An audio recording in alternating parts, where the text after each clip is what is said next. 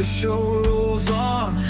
Jake's pain sings a quiet song. In the sun where we all fall, wrestling rumors, wrestling brawls. Jake and Cody calling it raw. In the somewhere breaking the wall.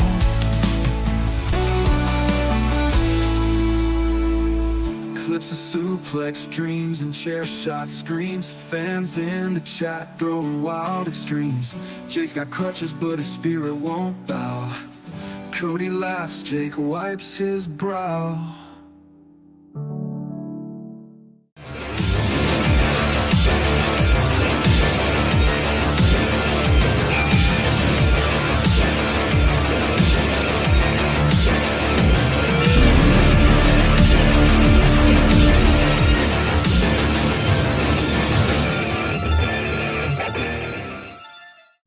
Calls a shot, Spaz breaks the game. Cody's in the fray, adding to the flame. Ladders they rise, fists hit the air. Chaos erupts without a care. Triple A's warriors and XT's pride. Only one walks with glory inside. Into somewhere we scream and shout, breaking it down, no shadow. Into somewhere where we breaking it down. CM Punk, John Cena tearing up the town. Broke half on fire, no one spit it better. Reef wing like a beast, no one does it clever. Cena through elbows, Punk through shade. Chains clang, bodies bang, rivalry displayed. Slanted to the chains like lions in the cage. Toronto crowd wild, unleash all the rage. In the summer, in the summer. The Garden's buzzing, New York feel electric. Punk's fist cracking, Seth's got a death wish, hectic. Cody says, man, Punk looking hungry tonight. Jake nods, but Seth flips, guts all in the fight. Roman stomps through, Rex plans in his strut. Tribal chief with bad vibes tearing it up.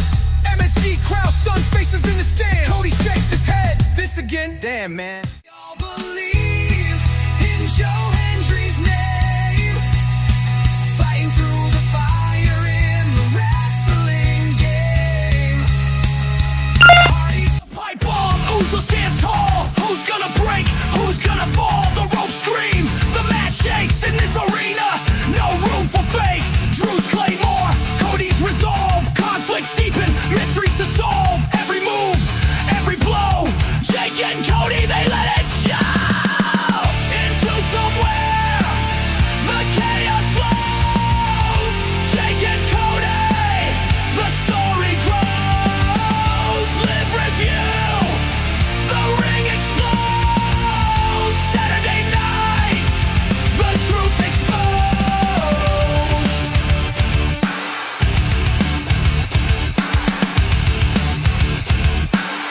The truth exposed. Mic in hand, the duo's green. Every punch, every deed. Mike's in hand, the duo's green. Every punch, every deed. Into somewhere, the chaos flows. Jake and Cody, the story grows. Live reviewed, the ring explodes.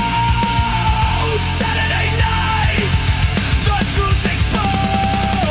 Into somewhere, the chaos flows. Jake and Cody, the story grows. Live reviews, the ring explodes. Saturday night, the truth exposed. The truth exposed.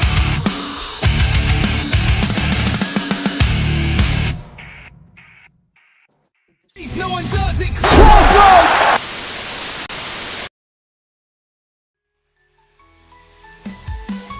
Titles raised and rivalries burned. Every twist, every turn. You never. What's going on, chat? Hopefully everybody's doing well. It is Saturday, but we're bringing you a little taste of Friday. Late? No, early. We're early. That's right. With our our coverage of SmackDown. I apologize for not being able to have last night's review, but we're here now, and I am, as always, joined by the man himself, Cody O'Needy 316. What's going on? I want to know if SmackDown is alive and well, or is it on its deathbed?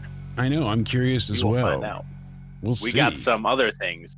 Some news is my brain cells dying because of the logic people will come bring to me. A lot of things might be going wrong here, but what do you want to start off with? I mean, yeah, getting right into it. Some people are just, the fandom has gone a little too far with the Liv Morgan stands, I want to say. You know, we've seen them, everything that happens is a clue to her return. And since she's been out for injury, every week we've been given some type of announcement online, like, "Oh, this happened." She's on media. She's doing an interview. She's currently, has a bandana in her left pocket, so that means she's returning to save Dominic. That's like the kind of logic we've seen for some of this stuff. She had a purple shirt on today. Right. She filmed several media things recently, and some before she ever got injured. One of them was the deal with Fanatics. They make all of the WWE shirts, merch, things of that nature now. And who else do they work with? NFL, MLB. So they had her do what? It was a Lids hat one or something along those lines. Packers or something. Yeah. And then Dominic was there for the Padres, I think. Padres, yeah. Yeah. So they did their favorite teams. Yeah, and then they went ahead and they did other media with Fanatics. And then she went to the Stranger Things premiere looking like she's a monster from down under, but that would be impossible. Look at this dress. This is absolutely stunningly incredible. Talk about going with the theme. So because she made it to the premiere, Whoa! Jesus. I knew it. Relax. Hearing everybody sorry. go absolutely banana. That's right. Everybody did go banana for that one. But yeah, she looks fantastic there. We miss Liv, indeed. Many reasons. But this article is from Netflix. She's at the Stranger Things 5 premiere for Netflix. It's all for Netflix. WWE is on Netflix. Hey, wow. Yeah, we figured it out. Well, that's why she's involved. So people We immediately are going to play Blue's Clues. Wait, it's Cody's cue up Clues. Cody's Clues. If you, It's please Cody's cue it up Clues. because we're going to solve this. We're going to solve is Liv returning. Yeah, Is she I returning? mean, we know it, that's for sure. This is a interruption to give you a little mini episode of Cody's Clues. Let me hear it. Hey there, friends, it's time to play. Cody and Jake are on their way. With a sniff and a wag, we'll find a clue. Let's solve the puzzle, me and you. Cody's Clues, Cody's Clues. Grab your thinking cap and your dancing shoes. With Jake the dog and a big hooray, we'll solve the mystery every day. That's right. Here on Cody's Clues, we figure shit out. So, Liv Morgan, Yeah. she's done media lately. A lot of media. So that automatically means if she's traveling, she's going back to WWE, competing in a ring each and every week just to get slammed down on her back and bad shoulder, because that is definitely the same thing. Correct, people? Correct. Because I got told I'm so negative because I said it's two completely different things. But who the hell do I know? I'm just Mr. Know-It-All, according to some people. Even though someone says, oh my God, she had black shoes on. She's returning tomorrow. She's returning yesterday. She's returning right now, even though there's no episode on TV right now. Holy shit. I'm so sick and tired of everyone calling me negative, Jake negative. They're sending clips to her. I know. Like she's my mom or We're being told on. her mom. We got to be Oh my tattled God. on, apparently. But yes, we used our thinking caps and our dancing shoes to go ahead and tell us that we got some clues. She's not So, returning just before yet. I have a crash out, you give a more calm down, relaxed answer on why she's doing Everything media. she's done is to basically She's one of their big stars, people. Yeah, that obviously, but it's work that she can do while injured for WWE. basically WWE's like, we're paying you a ton of money. You're going to go and represent us here, here, and here. Obviously, with that dress, no doubt about it. So, I mean, And they always want like a Liv Morgan doing media for them. She's basically an ambassador for them. yeah, exactly. So, actually, it's 4:30 So, on what the did she dot. say? Cody, hold on. We missed prayer time. We have to pray to the one. You know, we are sorry that we missed our prayer time for Liv Morgan. All praise ye, Liv Morgan, the best star in the world. Every half hour we have to praise her. That's part of our Liv Morgan religion, right? Indeed it is. Only the most dedicated. I mean, so wait, why are people saying she's returning this time? What did she say at this Because premiere? she was asked, when do you think you'll be returning? And rather than actually come out and answer, she basically acted a little bit coy and was just beating around the bush. She ends up saying like, "Oh, if I got trapped in the Upside Down, I would want to be with Dominic. You know, he'd be the best." But she says 11 would be my most ideal tag partner because she's the most iconic. She'd be the best tag team partner because I wouldn't have to lift a finger. She would do everything for me. She's talking about the show that they're premiering. You know, she's just giving vague answers. So then asked one more time when fans should expect her back, months, weeks, or perhaps even sooner. She said, "I'm keeping these cards close to my chest. I think everyone's just going to have to watch me." Yeah, that's right. So Her catchphrase. She said her catchphrase, and that sent people into a tizzy. That must mean she's coming back now. She's going to come back on some whatever show they're doing in NXT this weekend. Like, you know, she must be premiering in hours. Yeah. She's making. Remember, they said she was returning at Worlds Collide? Yeah. That show that was just in a small. And we were like, why would they send one of their biggest stars to return there? Yeah, they'd want to do it where and we talked about it the other day. We've got a short that talks about it. The Royal Rumble is not going to have many surprises entrants, unfortunately, due to Riyadh and how it works there. It's essentially public knowledge for flight logs and who's coming in and out, and yeah, there's people will be able to suss out who's there we for made the a Rumble. suggestion. Like if Liv Morgan is announced for the Rumble, you have the Judgment Day betray Dominic right before. Yeah. Then Liv is announced. Yeah, exactly. Well, what they can do is what they tentatively planned, allegedly, so from what we've heard down the beanstalk, is that they're going to go ahead and in lieu of surprises on the actual Rumble, they're going to have surprise returns on SmackDown to then declare for the Rumble. So that's kind of a cool idea. You know, someone will come out. Probably return there. That's seemingly what's happening. She might return like right before the Rumble, or like I would just do the Euro tour. Before. I would because they have the European tour. She could. I think she can if she's returning before the Rumble. I think it could be during that European tour in January, right? Yeah. So it wouldn't be bad at all. Sense. Exactly, Dreamers Lane. We wanted to be a little bit early rather than extremely late, but yeah, I couldn't unfortunately do the review last night, and thankfully I we got got called some time to negative kill. again because they sent it to me. Then I'm like, this is just her being Liv Morgan. Yeah, she's just being Liv. She said, "Watch me." It's her catchphrase. She's like John Cena. She gives the most vague answers just to.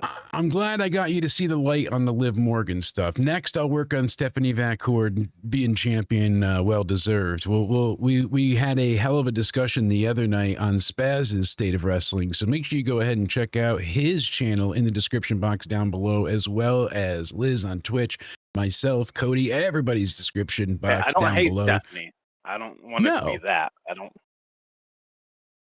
No hate. Should we get into that debate again? No, I mean they got to listen to the whole episode. It's one hell of a podcast, I think, and we make some great points. So they need to check it out, surely, because you and I are.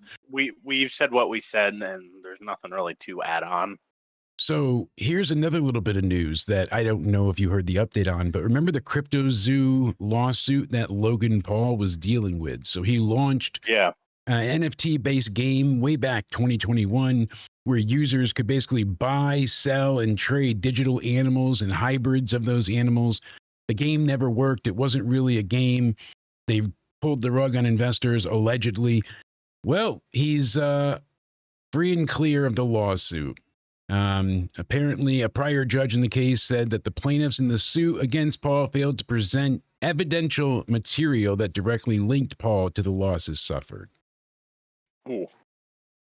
Well, So basically, they said, excuse me, not enough proof.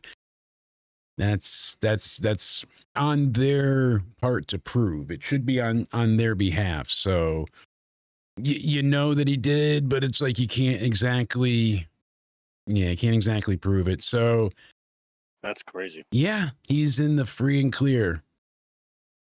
He's on the docket for other pending suits. So he's gotten one from the United States Olympic and Paralympic Committee, who allege his Prime Drink Company used official words related to the Olympics without permission.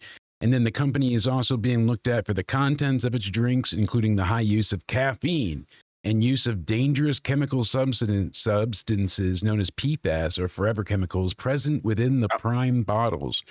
So, have you ever had that Prime drink? yes, and it's super, super sweet. I can't tolerate You say it. it's good or just over? Like, what's it supposed to be compared to? Like a Gatorade, Powerade, stuff Gatorade like that? or Powerade, but it has that artificial sweetener taste to it. It's got that really strong taste. You know, Milo hates it as well. Artificial, It does. yeah. Yeah. He hated the word artificial. He flipped out. Yeah, that dog only eats chicken, only the best of chicken. You got to go out and steal the good. neighbor's chickens, murder them, cut What's the head the best off. kind of chicken? The free chicken, the one that I keep stealing from my neighbors. I go in their coop every few days, and I've even gotten so crafty about it that I got this fox costume, and then I just sneak in the yard, and I kind of made like a game out of it. But oh no, is that how you made fried chicken last night? yeah. Got to pick the feathers out, You but finger licking picture good. of it. I'm like, you said you had no food right now because of the government shutdown, and then I was like, but you're like, your neighbor has chickens, and you thought I meant like go ask them for eggs, but no, I just ate all their chickens. is that why they have missing signs all over for their chickens? Do they know about this? No, what? You know, About dinner? I don't. Mm-mm. They had a farm. I don't think Mm-mm. those were for eating. I think those were like kind of pet. Yeah, you know? the only thing worse than Milo's eating habits is Dynamite's ratings. And I hate to say this, but they got a 497,000 viewership rating this week, a 0.09 in the 18 to 49 demographic. It got them 8th place on cable for the night in the key demo, but not in total viewership overall. So this is up from 459 last week with a 0.08. They were against the World Series. People were expecting a much bigger bump up since the World Series was on, but they only averaged about another 40,000 or so viewers. So really not that much. And looking back year over year, it's this is where we need to get into the state of Smack. Do you want to review this SmackDown first, because this goes hand in hand, I guess. I mean, NXT, their rating was at 528,000. Last week they were at 527. That's not anything to write home about either. It's just not. SmackDown is tanking too. All these shows are just SmackDown's down to under 1 million, and I feel like that really got people in a tizzy. They got worried, and that's kind of all there was to it. Yeah, they knew. So people see disaster numbers, and that's all you need. Before I ask, what is SmackDown? Do you want to review, like, quickly summarize what happened on this SmackDown first before we actually? We're going to go ahead and SmackDown I'm going to briefly narrate it as we get into it as a whole. We're going to talk about dog food SmackDown when they first, Right. Baron Corbin, the dog food. Those days of SmackDown. I'm not going to go that far. That's Milo. That's Milo. That's Milo, not dinner. Oh, I thought that was. Yeah, no. He ate the chicken with me. Yeah, he's just as guilty. Oh, okay. Are you sure that's not dinner? Yeah, positive. Promise. Yeah, no. I wouldn't eat Milo. Absolutely not. Hey, But the chickens. Where did my friend's dog go? He's saying my dog disappeared from my. So actually, there's a dog racing track that's still operating in the center of town, and they buy used dogs. Pretty straightforward. At least Did now you he sell can, my friend's dog?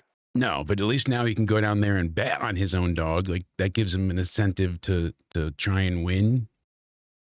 Like win money or win him back? Both. I mean, Oh. the only fuck up bigger than what I just made is Charlotte Flair deciding to wear this gear and not test it before. She last night, everyone's like, oh, she kind of missed a step. She wasn't doing great. It was, I guarantee you, 110% gear related because she's looked stellar on this entire run. She hasn't looked slow. She hasn't looked sloppy. She's been pretty locked in, and I think that's because the crowd is cheering her, and she's not Before we used to get that. into the wardrobe thing, AEW fans, I know you're gonna hate this, but Charlotte Flair is better than Mercedes Moné. Just had to point that out because I know Mercedes Moné fans hate me, and I just needed to point that out for you lovely Charlotte- Mercedes Moné fans. You Charlotte lovely Liv is the fans, GOAT you're- for a reason. You're And assholes sometimes. Okay, I need to stop ranting on all these people coming after me. Because my biggest problem with her was always the character they made her portray on TV just was either not believable or it was tiresome or it felt dated. You know, how many times are we going to get the Mean Girls, you know, bitchy side, or how many times can we get, you know, and then the fake nice face turn never worked either because none of it was believable. So afternoon, I have a old folks, indeed. How is Charlotte a face right now? Because she rehabbed her image by linking up with a beloved iconic character named Alexa 5 Foot of Fury Bliss. Oh, that's all? Mm-hmm. That's all it took. Wow. It worked, You know- really. So I mean, in I have a question. all joking aside, though, really it didn't. And then that Charlotte has put in the work, though, because the backstage vignettes is what got her over. I mean, Alexa could have just been calling her a friend the whole time, but if Charlotte didn't convey some type of proper emotion and character, it wouldn't have connected with the crowd. They like seeing how they're frenemies in a way. You know, they don't want to admit they're friends with each other, but they need each other. You know, it's the odd couple pairing, and it's fun. yeah, you know, Yeah, when you Question. team with the tiny cute one, you end up becoming cool again. That's what Coot learned when he teamed with the tiny dog next door. Exactly. And This is I'd a play your question sound from effect, Twitter. but just doesn't like it. Yeah. so Twitter asked, Hmm. is this version of SmackDown worse than 2019 version? SmackDown. So you would probably say yes, but I'm gonna say no. No. I don't think anything is as bad as 2019's Okay, SmackDown. okay. That was when Roman was getting dog food. on Dog him, food, right? yeah, like By Dolph Ziggler, Bobby Roode, and Baron Corbin. Okay, come on. all of that. I don't think you have to be a fucking fool to say this version is worse than 2019 WWE booking. At the very Holy least, shit! that You can Ilya watch match, 2019. Ilya alone gave you a better match compared to anything you got match quality in 2019. I would agree. You know what I mean? That's Like, so you are I can't Mr. even Negative, remember a but good match from 19. so while we have this, yeah, poor Charlotte, that top was not agreeing with her. It's all over Twitter, but unfortunately, it just every time she went to go pull it up, her poor nipples were pointing north and south, and they got crisscrossed. They went to the dark screen like I think 5 times on the edit I saw, and she still couldn't get away from the non-safe for work slip.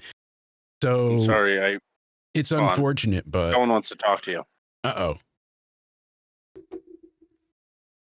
Hey everyone, I want to review the greatest show on WWE TV, Friday Night SmackDown. I think that is the best thing that ever happened to professional wrestling, and last night's SmackDown gets an 11 out of 10 from me because SmackDown is still great, and it makes me want to, shake. It makes me want to dance. It Uh-oh, makes me wanna... is this Cody's super positive twin? Yes. How did you figure? Oh, I knew Chody was on the line. What's going on? Yes, I want to review SmackDown with you because I think it's amazing, lovely. I mean, an 11 out of beautiful. 10 from I just Chody like is the color blue. massive. I would play some type of sound effect, but apparently everything decided just to not work today. As long as we're live, I got dun dun. Here we go. I got you. Yeah, but so you love SmackDown, really? See, I'm course. surprised What's because there not to love? I figured, your twin other half, the usual co-host Cody, not you, Chody, but he's Mr. Negative, and he usually hates this to the point where like the hate seeps Is from that why his he's veins. flipping out right now? Possibly. I mean, we did sponsor him Is that for why I a heard him rage room. screaming? Watching like the hour's 8 to 10. He was just screaming all night. It's that or the butt plug, but yeah, I mean, one of the two, something's got to be up. Yeah. What do you guys do with a butt plug? I'm not really sure about. It's for the show. It vibrates every time he doesn't Oh. answer right. He wouldn't keep the shock collar on, so I had to get creative. And I was like, I got anal beads, a 9-volt battery, and a bunch of duct tape, and Gotcha. That makes sense. wax smooth, and it stays. Anytime Maybe it we fucks can up, try that sometime. Me and you, anyway. I mean, I can invest in some 9-volt batteries, certainly, but in the parallel universe, yeah, there were sponsors, but not anymore. Once we mentioned the butt plug, actually, you know what the funny part is? vidIQ, they're like, really? That's how you're going to segue into this with a butt plug? And I was like, it could be so much worse. I came out of a portal from hell the other day just to escape whoever this stalker is decided to kill me, and I would cut to it. Maybe, YouTube says that's a no, Chody. Maybe you guys shouldn't get wrestlers mad for speaking logic. Then maybe you'd still have your sponsors, Yeah. I mean, we're still brought to you by XSplit. Use code BANANA for the biggest discount of 20% off, or you can go to vidiq.com/into somewhere, and that'll give you as well a massive discount to go ahead and supercharge your YouTube channel. So check it out there. Let me get into the state of SmackDown for you. Okay, hit Okay. me, because you said you So- really liked this. See, I enjoyed certain things. I'm gonna preface my Hey, review give me as that. this. Oh no, I'm going to be Cody's discussing the back. state of SmackDown. You couldn't let Are you Chody disappointed? just. No, I mean, granted, all right. So Chody's fun, but I wanted Cody's perception because I actually liked some of this. Not a lot, not all. I felt like Give me what you like. I Alright. need to know. I like Aleister Black being elevated to the main event while continuing the story of him, Damian Priest, and Drew McIntyre's involved. Like I don't they think have you're this wrong here. kind of web I think of people are hypocrites here. the main title me get- picture has a bunch of people that could go against Cody right now, and they're filling out like a roster of bad henchmen. But it's fun and it's something different. It's not Seth Rollins and CM Punk again. That type of not Cody and Someone Cena. new. Yes. And this is where I would say people are hypocrites, because I don't mind Aleister Black in the WWE Championship picture either, because every podcaster, you said what you said, so I'm just going to name some names. No disrespect to you, but we can go back and see what you said. Like JD, Solomonster, they always said we need new people on SmackDown and in Yes. the world title picture. I'm so sick of the revolting Drew McIntyre, Cody Rhodes. Where is and Aleister they did Black's still push? end with What are Cody you and gonna do with Drew, and him? Drew got suspended, Yeah. but at least it was something different. Drew got suspended been for complaining attacking the for weeks. ref. They've been complaining for weeks about Aleister Black not being utilized. So now he gets pushed to the main title picture. And guess what they've said? They The said, show why is sucked. this a Yeah. world title match? This They don't shouldn't understand. be a world title match. This is boring. I'm like, but you guys just wanted Aleister Black to be elevated to the next level, and he is, and then you have an issue with that. And Yeah. Cody Rhodes and Aleister Black are going to have a kick-ass match at Survivor Series if that's what they go with, because apparently Drew McIntyre is going to film another movie or something like that. So if this is what they do, I'm not opposed to it, because again, this is going to be a really good match. So I'm glad it's someone new finally, because I'm so sick So- and tired of the same people over and over. I also want to point one thing out too, because WrestleTix said the venue was set up for So you 7,000. did make a good point there. Yes, absolutely. Thank you. And I concur to your point. So it is a bunch of hypocritical nonsense at times, because people are like, oh, I want to see something new. And I felt like this show gave us a good deal of new. Lash Legend, people have been complaining Lash for Legend- weeks about Lash Legend having nothing. Oh, they demoted I've her told to you this, though. Evolve. Lash Legend, I'm not crazy, the You're not craziest on, on, you're but not like on the bandwagon, but I I'm- see the potential. I don't mind her. I see the potential too, but I just don't understand the whole Nia Jax and her being all. It's just a spot for her to be introduced. I get that, but That's do not all. want Don't them in- overthink the friendship. This is not because of the Judgment Day. No, this is just match quality wise. Instead I do of not being a want them dude, in it's War like Games. I'm a heel, you're a heel, Okay. we're both they heels. gonna Let's be- finger bang. Are they going to be in War Games over Raquel and Roxanne? That would be asinine. No, that would be. Possibly, could be dangerous. What do you think of that? Has nothing to do with the Judgment Day, though, but like, what do you think of that? Who would you prefer in War Games, Raquel and Roxanne, or them? Raquel and Roxanne, absolutely. Lash wouldn't be bad, but I'm tired of Nia. I don't want to see her involved in War Games because it's always going to be where Woman After last year's Mountain- performance, holy yeah, shit!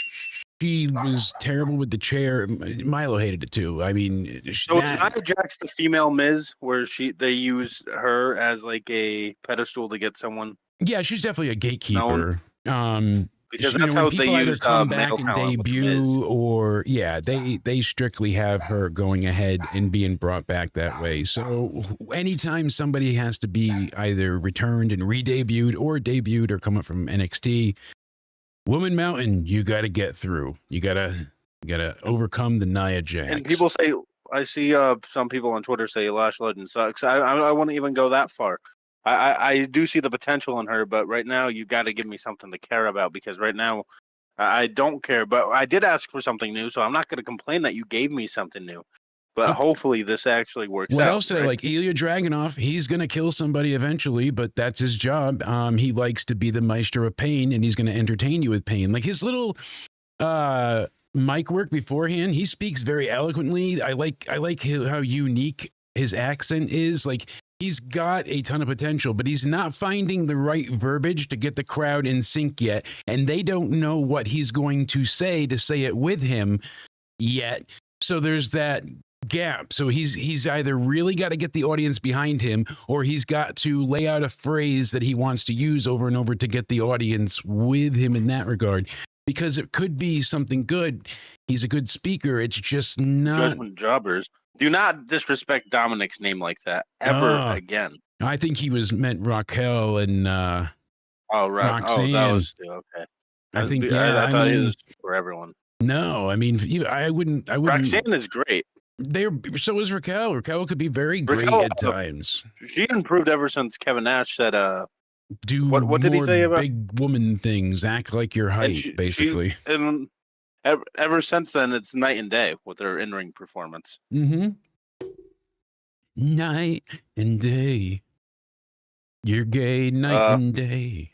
But anyway, back to I did like this. So what are they So building with this gay. with the United States Championship whole What is thing so though? With gay? Tommaso Ciampa You so gay. keeps answering these challenges, and Ilya Dragunov keeps brushing him off. What do you think Oh. about that? What are they leading towards with that? Fun stuff. Fun stuff. Like, is Ciampa gonna get jealous of Johnny Yes, no, Gargano? I like this eventually? angle. Joking aside, so Johnny Gargano and Ciampa, there's the jealousy and there's a little bit of turmoil there in the group. They're not going to break up, I don't think. It's just a way to pit them, kind I of. wouldn't mind them breaking little bit. up. I as wouldn't long as you're gonna either. utilize them, because I think they both need that right now. But let there be a purpose, because they've had quite a few of these. The Big E moment, Ridge Holland breaking up, Chase U was massive. But then they brought Chase U back in, 3 weeks' time because they realized they messed up? Ciampa and Gargano remind me of Kevin Owens and Sami Zayn a little bit. They break up, turn on each other, then make up. It's like some Is weird... there more for them to do as a tag team right now, DIY? No. As where I think there's more tag teams, I could see these two going for a championship of singles. There was a point in If you're time, gonna be- Johnny Gargano if was the you're gonna keep NXT them champ. on SmackDown, though, move them to Raw, because Raw needs some new They need to get people rid in of their the tag division. brand splits, but still, this was a good match. I like the Please, fake okay. out. Thank you for bringing this up. Unify the tag titles and merge the tag team divisions, please. Just get Thank rid of you. the damn brand split. You don't Yes. need it anymore. Yes, you have a bloated roster, No. but there's ways to do it without having to have everybody If on you each get show. rid of the Granted, brand split, though, I've said this before and I'll say it again. If you do that, you unify each title. The World Heavyweight and WWE Championship have a unification match. you don't the even need women's to. You can titles. still have multiple titles and just not have don't like it. locked-in rules. You know me, I'm not a fan of. I know, but you don't need More to cut out. They're going to keep them regardless. They're always going to feel like I each know. show needs something to defend. Realistically, it should be like if this show has the women's champ, it's got the men's mid-card champ. And if this one has the men's champ, it's got the women's mid-card champ. Like that's, you know, how it I like ideally something new, should though. be. I don't think The tag teams go men's and between women's both. But Intercontinental Championships need to be on both shows. Why can't the men's Intercontinental title be on one show and the women's Intercontinental title be on the other? yeah, Have there doesn't something need to be new, as much not synergy. All the same titles. Yeah. They like that What- do you think- synergistic, this is everything another goes thing people together have and been talking about blends. lately. Do they need to stop calling it the Women's United States, the Women's this, the Women's that? Because people are saying just call it the WWE Championship, United States Championship, Intercontinental Championship, World Heavyweight Championship. Yeah, I mean, Don't that's exactly put what you're women in doing front at of this it. point in time. This is your show. Go for it. So, do you think that they should put woman in front of those titles? Because people should know the difference. I don't know if you agree or disagree with that. I don't think they need to put women in front of it when you're having like if they're in front of you and they're introducing the women's title match, if they're talking about on a card and they're setting something up, then it's okay. I would not say like, oh, you could use the word women's beforehand. But besides that, like you can tell the women are in the ring. I'm the United who's States there. champion. I'm Yeah. the Intercontinental. I'm the WWE champion. I'm the You World are Heavyweight female. champion. Yeah, Um, I think we should know this. So they messed up But- twice tonight because not only did we, I mean, know we what they might skipped do? over the wardrobe malfunction a little bit. I Hey, do what are feel your bad pronouns? for Charlotte, but Alexa, that's why they did this. They punished Charlotte because Alexa broke the cardinal rule. Let me talk to Did she? Yeah, Alexa, she wore pants. She was wearing jeans. Wow. I heard, Jeez. I don't know if it's true. I heard Triple H was so angry that he was screaming to the point where he was spitting backstage, saying, you know, exclaiming more like, why are you in pants? You know, and he's like, where is your asshole? Because, you know, they can't. Oh, he was just screaming that at me last night. Well, no, I get that, but That's what you heard. that's why Charlotte had to flash the audience as sacrilege, you know, and sacrifice to the gods of the, you know, the booking committee. It's Alexa's fault. You can't, you know, every female has to be out Is there that with what- their asshole showing. That's what he meant by the landscape changing in WWE. Ah, I get it now. Mm. The landscape has changed. I saw her in pants. I was like, dear God, someone's getting executed. It is a it's a fucking crazy rule. Give me but some no, seriously. cons of the show. All Like, right. so we can Hold, then. hold on. You said what did I like? So I'm like I said. Okay. What else I did you didn't like? care for the match Sure. with her and Nia. We've seen it before. It was nothing Oh, that new. happened? That did happen. I just thought, But you know, they're giving I BFAB a forgot shot the at. rest of it. I like Jade on this show. I like the character work that she's doing. It's simplistic, but it's over. I Hey, am that because it's bitch. promo over life. You want to know why? Because it was short. That I'm that sorry. is still Um, my favorite all-time AEW segment when she was introduced and then Brandy comes out. Oh, who said it's open mic night, bitch? You know, doing the hold my earrings thing, kicking the heels off. She was ready for a fight. That was the best Brandy ever looked or sounded. Cody didn't know what to say or react. It looked like he was genuinely caught off guard. This was apparently a call out from Shaq, but yet Jade's debuting. It was a hysterical. That is still like my favorite AEW promo segment ever to this day. Wow.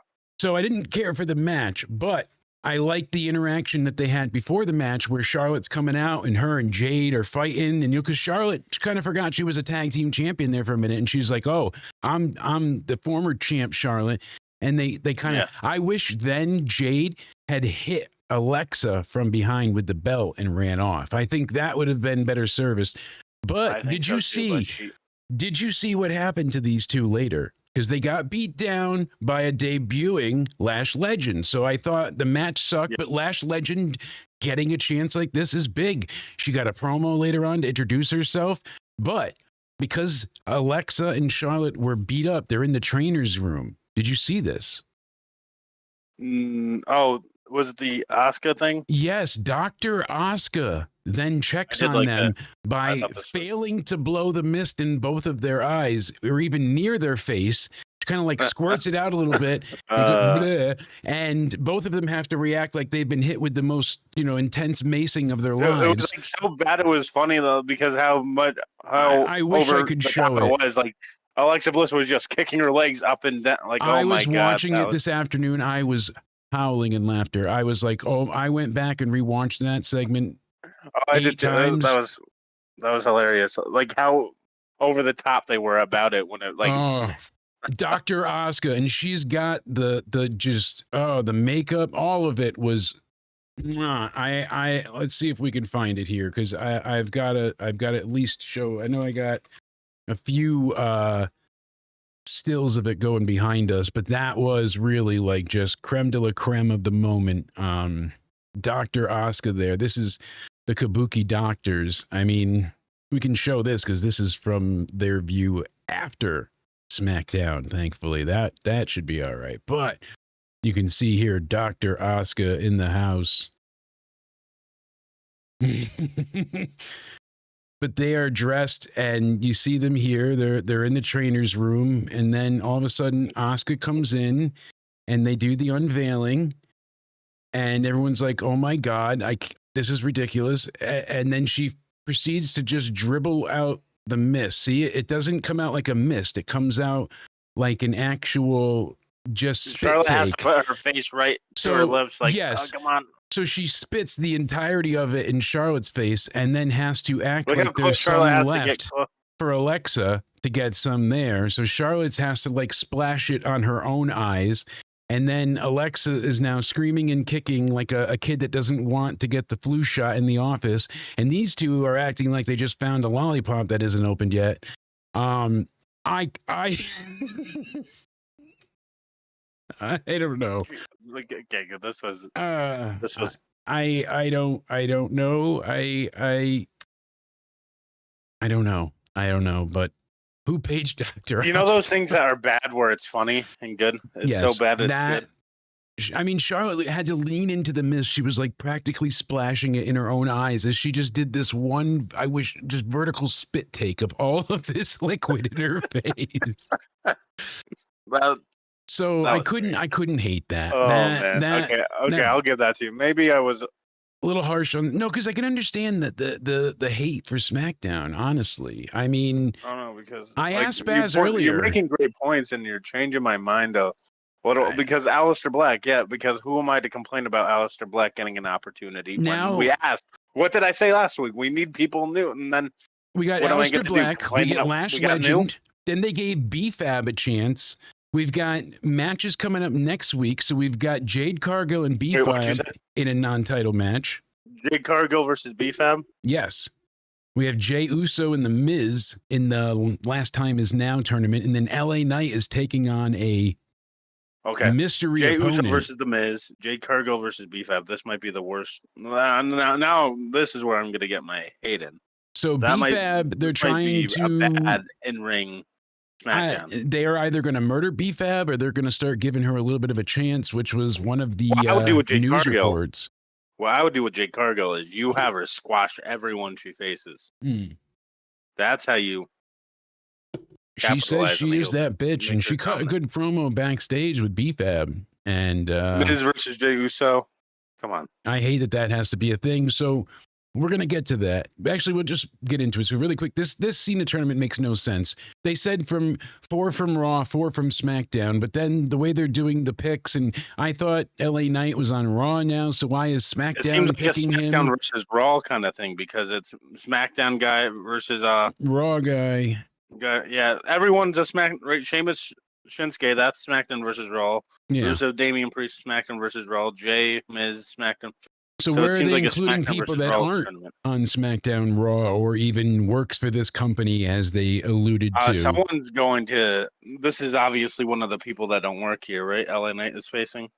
It could be. It could be. Unless it's Gunther, and I'll be pissed. It could be Gunther. I'm It could sorry. be Santos I don't wanna- Escobar. It could be. You know what I mean? I could be a Brock Those ones will Lesnar. piss I me doubt off. it, but I don't. here's the thing, though. I They're don't hate focused Joe on Hendry. this. I do not want it to be. If it's a surprise, I do not want it to be Joe Hendry yet. We've got I what, want him 2 to be weeks? announced. 2 weeks to Survivor Series? Oh, and yeah, let's go over the match card real quick. I mean, we're You done. ready? It's only 2 weeks away. We're done. Oh, we're done. Yes. So it's 20 days away, right? It's that weekend, the 29th least- before Thanksgiving. At So least they've got War Games 3 matches. weeks technically, right?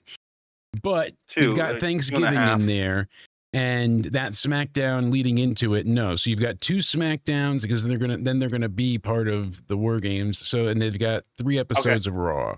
Okay, So now John maybe they Cena's don't going to have the be full- on this Monday night, which we'll be live for. So hit like, hit subscribe, make sure you're there.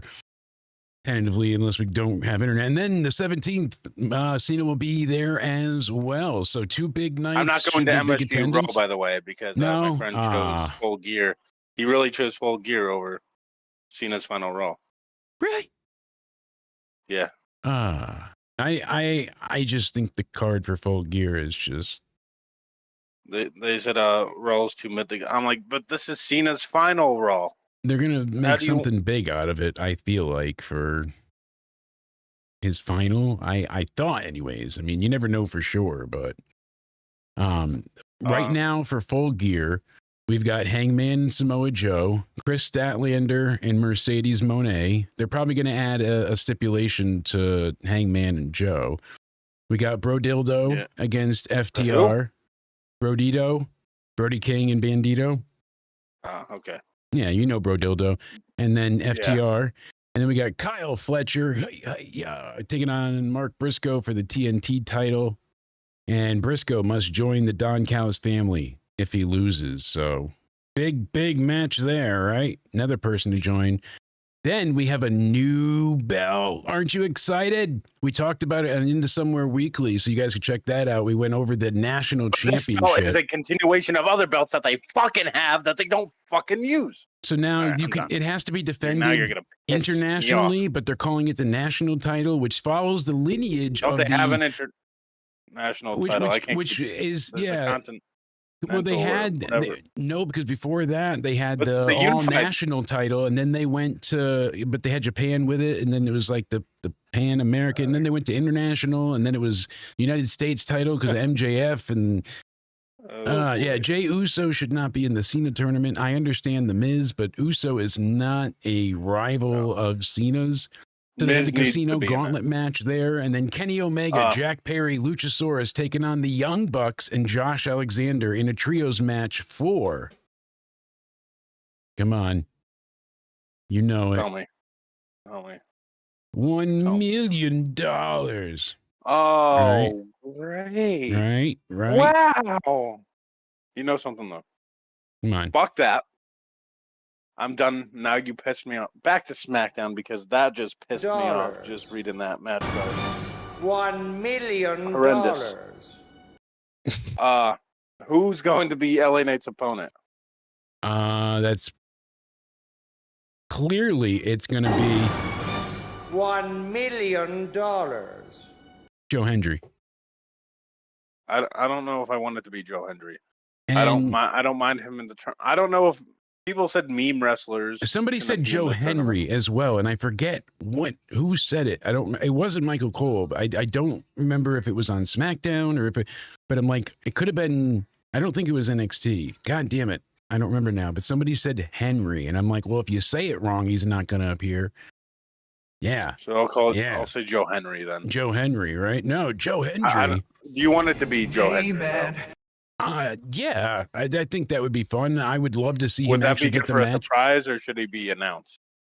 It'd be this might be one that they just have come out that night and be a surprise in the tournament. I think that's a better Cardona? idea. Matt Cardona would be a fun one to WWE include. likes to fucking fuck around though. Like then now they're doing mystery opponents, and now they're doing more teases of John Cena and Edge's rivalry and stuff like that. Yeah, that's. Literally. I can almost guarantee you that won't I happen. could If I'm see wrong, then something. If I owe it's you just- something big. I don't but see him fighting. I don't see him fighting Cena. Well, I could see maybe Tony Khan will allow him to go and hug Cena at set and like be Yeah. there, give him one, say goodbye to him. I think I mean, maybe. because I'm assuming that the crowds, not the crowd, like the wrestlers, every wrestler that's in attendance is going to come out on stage, right, and clap. I don't hate the mystery like angle to it. It's a good approach. It's a good idea to drum up some speculation. I'm worried that they're gonna shoot themselves in the foot again. Like they have a tendency to do that, as you know, where they just get a bit overzealous. I mean, it's not like Tony's 500 announcements, but it gets there at times where they're like, "Hey, we're gonna have this surprise entrant." What if it's and Gunther? Gunther. Like that's not a don't say Gunther as a surprise entrant. Just announce him. Just announce him. Yeah.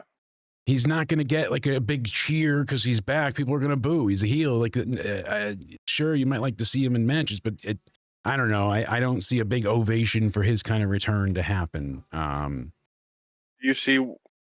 Do you agree or see anything I said though with Edge at least like I can't see appearing Edge. in a nice main event? I Hug can't him at see least? him even there. Honest to But God. the crowds, like the fucking superstars are gonna be like on the stage, right? Like Yeah. how they were with Ric Flair's retirement. I So imagine think that- they're trying to have, government elected officials, nudge, nudge, wink, wink. Come on now. There. So Speaking about a certain in particular one, did you see the news? I'm not going to mention his name, but like once the Washington Commanders' new stadium name to be named after him. wow, look at that. That's not overzealous again at all, huh? I just had to bring that up. Yeah, It's gonna be B squared, No. Joe. That's the real opponent. Yeah, Bull Buchanan, Brooks Jensen's dad. Is Joe Hendry a surprise though, or That would actually be funny though if they did that, and at least it makes sense in some way to have him in the tournament. Don't have him win, but should Joe Hendry be Who? there? Joe Hendry should be in the tournament. Bull Buchanan, B squared when they had What- him oh, with yeah. Cena briefly. what about Mr. Iguana? People want Mr. Iguana in the tournament. I don't think he should be. I don't see it being a harm in the tournament, but you're taking somebody's spot, I'm sure. So there's I think it always should be somebody more. the fans want more. It should be more unpredictable. Mr. Iguana isn't gonna win a fucking. No, Can you imagine Mr. that'd be Iguana orange versus John skin, Cena? not red skins. It'd be the orange skins, so it wouldn't work. It's yeah. Tanahashi. Now we're talking, right? That's the ultimate rival. We see Tanahashi come up, but it's Kenny Omega. And just. I wish they could have done something. Like if I had ran the company, I'd be like, screw it. We're gonna have a real, working relationship with AEW because why not? We're WWE. And we're Are you bigger fine than with them. heel wrestlers breaking character because they're gonna make everyone stand out there on stage? Are you fine with heel wrestlers breaking character to go out? Yeah, and I clap think for Cena? I think kayfabe's destroyed enough now where people know the Because difference. is Dominic Fans know going to go their out and role. clap because his character? Do you just envision his character going out to clap for Cena? Do you? Maybe You don't mind it? I don't. or- He would probably stay in or everyone? character. I know it's would- Okada's final I- opponent, but it'd I just think be Cena great would to want him make to stay in Tanahashi come character, out. though. Have Dominic just roll his eyes or something. I could picture him doing that, and my dad was better talking about Eddie again. Yeah, Cena needs a send off. Kayfabe is long dead, and the fans know it. Like because when he was a heel, like I always bring up, we saw it in person. Everybody booed him, and then when the cameras went off for Raw, it was "Thank you, Cena" with a 5-minute ovation. That was nuts. So I don't know. That's what I don't know if there's going to be many matches on this Saturday night's main event coming up because yes, you have his match, but he's going to be talking for a while. Get Ric Flair in there for one more match. Have him be Then they're Cena's gonna final do a opponent. celebration. How many matches It's do a you heart realistically attack see match. happening at the Saturday night's main event? I don't see many because I know maybe there'll be another one, but I don't see many because they're gonna do like a big entrance. He's not gonna 2 just or do his 3. regular. They'll have Cena's main event, but they'll have like 2 more matches before that. I imagine they'll give him the last like hour between people being out there, time to speak. They're not having commercials because it's on Peacock, so they don't have to cut away. I think Does Yeah. he come out to both teams' theme songs? That's another thing people discuss. Do you have him do his both iconic entrances? I or feel like he's somehow going to do the Word Life thing at MSG for some reason. kind of give that one The final. Thugonomics, or, yeah, because that'll be his second to last appearance, because then he's Yeah, got Survivor Series and you then got just him to Saturday have night's main doing that event. entrance So again, right? He has to do that entrance one more time. yeah, Survivor Series is the penultimate night for him, and then we go into Saturday night's main event in DC on the 13th of December. Gonna be fun. But status. Batista would be a what's your- great, but he's so skinny and tiny. He's not the animal. Well, he is. He's the wounded animal now. John but- Cena said Randy Orton, Batista switched bodies. Yeah, seems that way. My God. Here's something I hated on SmackDown: Talatonga. Because no one wants to deal with the Tala Tonga and Ray Phoenix and everything that came of this with Sami Zayn and the family tree. All that MFBS is not for me. So, what else did we have? The main event. Cody Rhodes, Aleister Black. I liked how this went down. I liked that Drew came in and hits the freaking ref with a hell of a goddamn kick to the head. You're not expecting it, but Black Mass, and no dice there. Check this out. I'm gonna give you a Claymore. So I liked the match that they had up until that point. It was good. Cody was basically trying to batter him down, but just was getting. He was trying to just beat and batter Aleister Black, but Sorry. Aleister Black kept getting mad because he couldn't get him pinned. He kept going for like quick pinfalls just to tire him out. And they even had the good double down with the kick that led to the McIntyre Claymore on the ref. So cool spot. I like that he gets suspended when Nick Aldis comes out.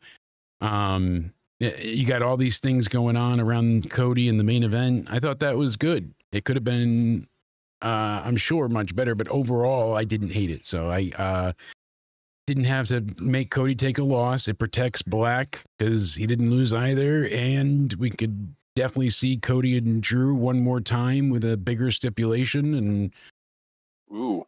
you want me to fight Drew again? It could be,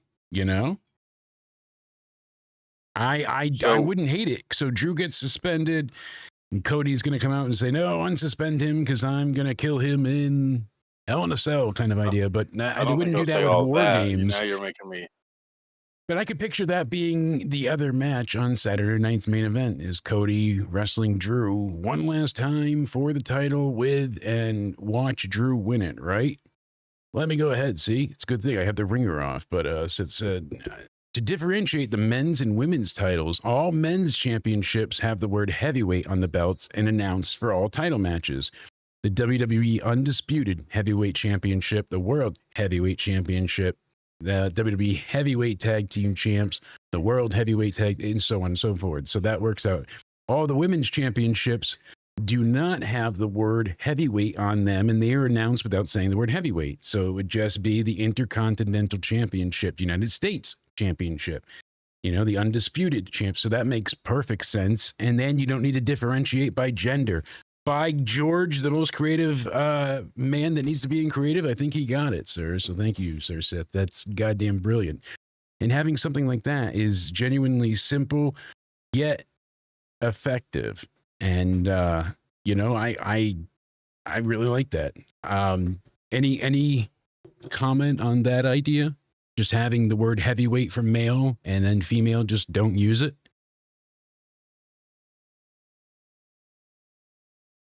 You're So- breaking up here. Okay, I Say figured that again. All right. I said, do you like that idea for all men's titles have the word heavyweight, and then for females, don't use the word heavyweight? I think that's super I effective. guess that could.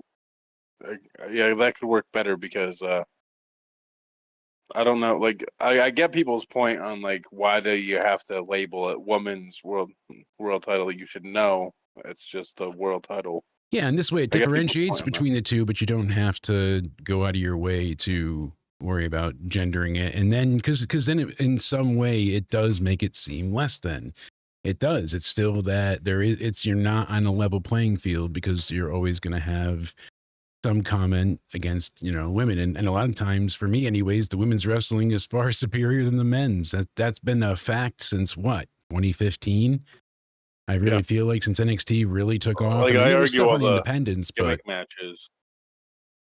I argue that all the gimmick matches, Royal Rumble, Elimination Chamber, Money in the Bank, War Games, are typically all better with a woman competing in them. And that is true. yeah, I feel like most times, except for the Rumble, and that's not always their detriment. Sometimes it's how it's laid out, but they have had a few that were better than the men's. So I concur. But yeah, Full Gear sounds. I mean, we'll continue. We'll see what's going on, and that is. When is that? That is November 22nd in Newark, New Jersey. We'll be live for that as well. So thank you for tuning in. Make sure you're subscribed for that. So yeah, overall, I mean, there was stuff that did not work on SmackDown. The Tongans, not great. I didn't care for Charlotte Flair and Nia Jax, but I understood why they had it, so they could go ahead and have the black screen. I mean, no, so they could go ahead and embarrass Charlotte. No, I mean, so they can go ahead and debut Lash Legend. Because Alexa wore pants. You know that's what it was about. I mean, seriously. Jade in the fishnet stockings, goddamn, sign me up. We even got to see a rare R-Truth sighting, talking about that would be a major miss. I He mean, still works there? he does, surprisingly. Talk about doing nothing with him, but they left us high and dry with the R-Truth man. So they did let him go legitimately. And anyone that thinks that's a work, sadly it wasn't. They fired him. They did not expect that kind of public backlash. They went and rehired him out of, pure force from the fans. And he shaved his head, went ahead and got a whole new character. He was going to be a heel, this whole thing. And then, oh, never mind. John Cena's heel turn isn't working, so you're a face again, too. Forget all the crazy shit you did. It doesn't happen. Didn't matter. Oh, yeah. We erased it. I think I had a different enjoyment out of SmackDown. I had a different kind of appreciation for it in the sense that I see what they're doing. They are building with building blocks towards the future. They're giving us names that are not the biggest of names right now, but people that we still enjoy that need to be focused on more so that they are elevated and so that they are actual, they feel like champions or they feel big deals. And obviously this show is toted around by Cody. He's the anchor point. He's the start and the finish, of course, just like the Vision on Raw. It's got to start and end with Cody most times. It does get a bit tiresome, but I get why they gravitate around him because he's the biggest star they have. As where on Raw, they have quite a plethora more, I feel like, of stars that are really, upper echelon. They don't have that entirely on the SmackDown side, especially with Cena not being there truly. Going to be debuting soon? Last we heard with Obafemi was soon. Everything we read was soon. And now people are saying this mystery wrestler is indeed Obafemi. And I'm like, it could be. I mean, it wouldn't be the worst idea, but they had him versus Rusev, him versus Omos. They had a tease for a rematch because they had all this chaos in the last match. But the last we heard was about 2 weeks ago. And they're saying, everybody had instant chemistry with him in the main roster locker room. And speculation is that he'll be called up soon. That was it. We haven't seen him on NXT TV at all. SmackDown needs it, so get him up. He would be a huge, literally huge, but yes, a huge star addition to SmackDown because he's a spectacle. He just has that presence and aura that a lot of talent don't. That swagger, that confidence.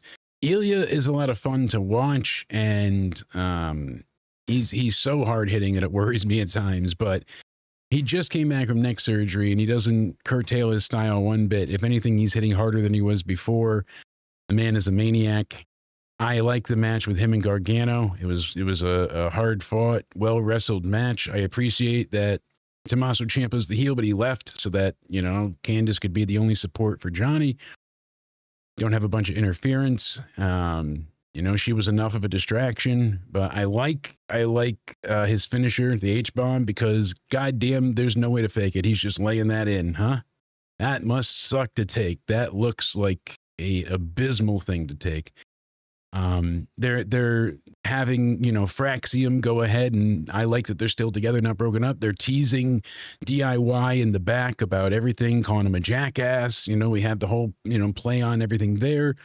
So at least they're constantly, like I felt throughout this night, building towards the future. They were focused on the younger talent. It wasn't Randy Orton. It wasn't all just Cody. It wasn't, you know, they delved into a lot of the newer people. They're giving Aleister Black, you know, a world title picture shot chance. We saw great singles matches from tag stars, essentially. You know, that was kind of their goal there. The only thing that I would really complain about is the one thing that we didn't cover yet: Julia and Chelsea Green. This was a minute and 30 seconds. I'm happy that Chelsea Green won. I was hoping she would win because I didn't want her world's, you know, longest U.S. title reign to be broken. I like the story they're telling, and I thought she would win. We predicted it on Wednesday. I said she's going to win the title because they just won the mixed tag team titles in AAA, her and Ethan Page. So now they're working together. So if he's, you know, got the North American title, she should have the U.S. title, and they should both be champs, and that's exactly what they did. The only thing I despise about this is how they treated Julia. They gave her a roll-up in a minute and 30 seconds. I mean, she kicked bolt on tits Kiana James out of the ring while Alba Fire was distracting, and you're like, all right. Ridiculous. And I like Chelsea Green. I loved the interaction she had with Jade in the back. She's mouthing off, and this is before Jade sees BFAB. You see her go ahead and run her mouth, and I don't mind her being double champion because it's not two in the same promotion. One's in AAA, one's on SmackDown. So it's not her taking up multiple spots like it was two titles on NXT for Soul or like Stephanie before. You're not taking other spots. You're just, you know, money. Exactly. She is indeed money. Right. I like Julia. I cannot believe this is how she's being handled, presented, whatever you want to say. This is not at all how I fathom things would be. She was such a pinnacle and force to be reckoned with in New Japan with Stardom and everything. Like, she was the star, the icon. Like, everything was surrounding her. Her match, even if it wasn't for the title, was the main event. She was the first time the women's tag titles was ever in the main event was because she was in the tag title picture. Like, that's how big Julia was there. She would go from losing a hair match and shaving her head bald to one of the craziest heel turns and back. And now it's like, barely, that was barely a footnote. You're just, you know, getting rolled up in a minute and 30 seconds. So, I mean, here's my thing. So I think that Julia is another example of, was my fear with Stephanie. Like, too early, too soon, and you're gonna have a fumble of a title reign. You're shooting to the moon doesn't always give you success. no. Look at Austin Theory. Look at that. Like, But here's the problem. It wasn't her not wrestling well. It wasn't her could not actually delivering be good worse titles. It was if you- not booked well. That's the problem here. None of these title reigns lately for any champion on any WWE show is really hitting home runs and knocking it out of the park. A lot of the title reigns under Triple H have not been so great. And one of the things that makes me wonder, or it makes me wonder in all of this, is how much power does Triple H really have? Does he really have that much say? Does he really have final say? There being Because it feels like a difference of his booking of the main roster and his booking of Black and Gold. Exactly. The way he used to NXT. book NXT, then the way he was booking briefly in 2023 when he took over. Then Vince came back and took back over. And then Triple H came and finished what Vince had kind of messed with a little bit. And that led into WrestleMania 40, Even then, obviously. Vince wasn't booking as bad then as he was in 2019. Like, Yeah, Vince, but I don't think a lot of that because they came out of the pandemic times and everything with the Thunderdome and having just a live crowd made things exciting again. And 2023 when he came back though, Vince. How bad was his booking then? How was he in full control? when he fully came back, it was like he came again. It was just it was so muddied. You didn't know who had really what. Like you could see Vince do certain things quickly. That's how you got like the Omos push again and things of that nature. But besides that, there wasn't a lot that happened. So I think they were both booking because it wasn't as bad. I think Triple H had some say. That's the thing. I really, I don't know how much control and final say Triple H really has. To me, he feels like dip a bit, you know, and it's the Triple H era. He's the fall guy if anything goes wrong. You know, it's the Paul Levesque show. It's his. You know, they could say we're going to raise ticket prices to the moon and back. Don't you worry, we got it. We're going to do it. You I'm trying to shitheads. discuss this with people saying, I don't think it's all Triple H's fault, and they're like, nope, it's Triple H. He's chief content officer. Yep, he is and can be overruled. He is indeed the Eric Bischoff, as Sith had said. I mean, that's perfectly put. And sadly, this shouldn't be the case. When you think of WWE right now, you think of the Paul Levesque era, you think he has the say. It should be his call, or at least his final call, you know, his final say. Because when he first got this, like, before Vince sold the company, they were talking about Triple H was maybe discussing having, like, people like that on his creative team, Eric Bischoff, Paul Heyman, Stephanie, and everyone was like, whoa, those four? Like, as the creative guys for Raw and SmackDown? Even the Tony reign of Khan better watch terror. out now. Even the reign of terror when Triple H had the title, it wasn't a lack of story. It wasn't. We were just tired of him being the champ with these, the sledgehammer, the same matches. The same. People didn't want to see, evolution. It was just a lot of, the same over and over. But there was always a new opponent set up for him to beat. There was always, it was still being booked decently well. You get the point? So, I don't see Triple H being, having John Cena turn heel and not having something worked out in his mind and being like, well, this is what's going to happen here and here. Like, he always felt so well planned and everything was orchestrated in a way that had forethought and foresight and, pre-planning and ideas.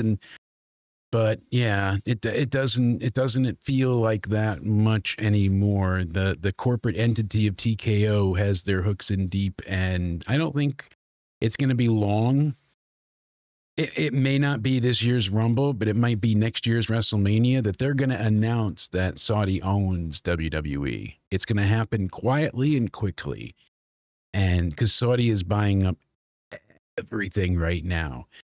Everything. I mean, they have trillions of dollars over there that they are just spending on everything they can to normalize themselves as much as possible. Leagues of sports leagues and boxing leagues and, all these different things. And they've done so much with wrestling. And I really feel like we're going to see them be the lead owner or have the largest share anyways of WWE if it's still public. God knows how they do it all, but whatever. Regardless, I think it's going to be Saudi owned. That happen.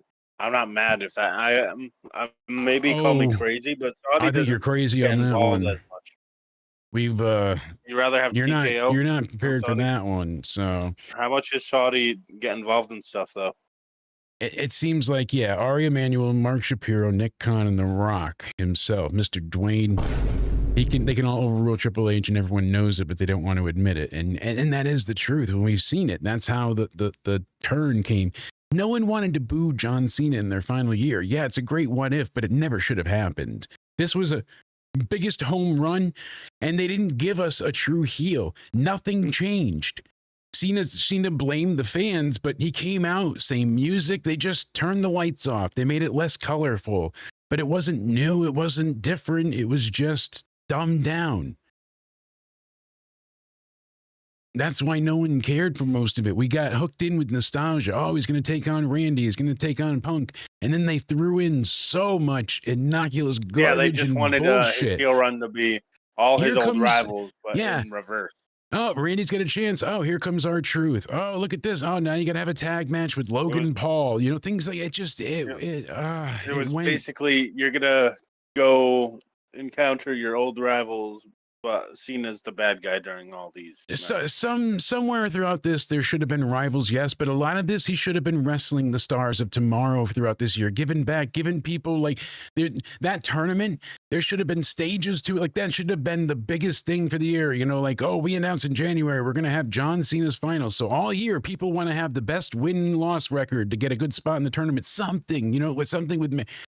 This should have been everything about Cena this entire year, and having Why dates, haven't we seen that bracket yet?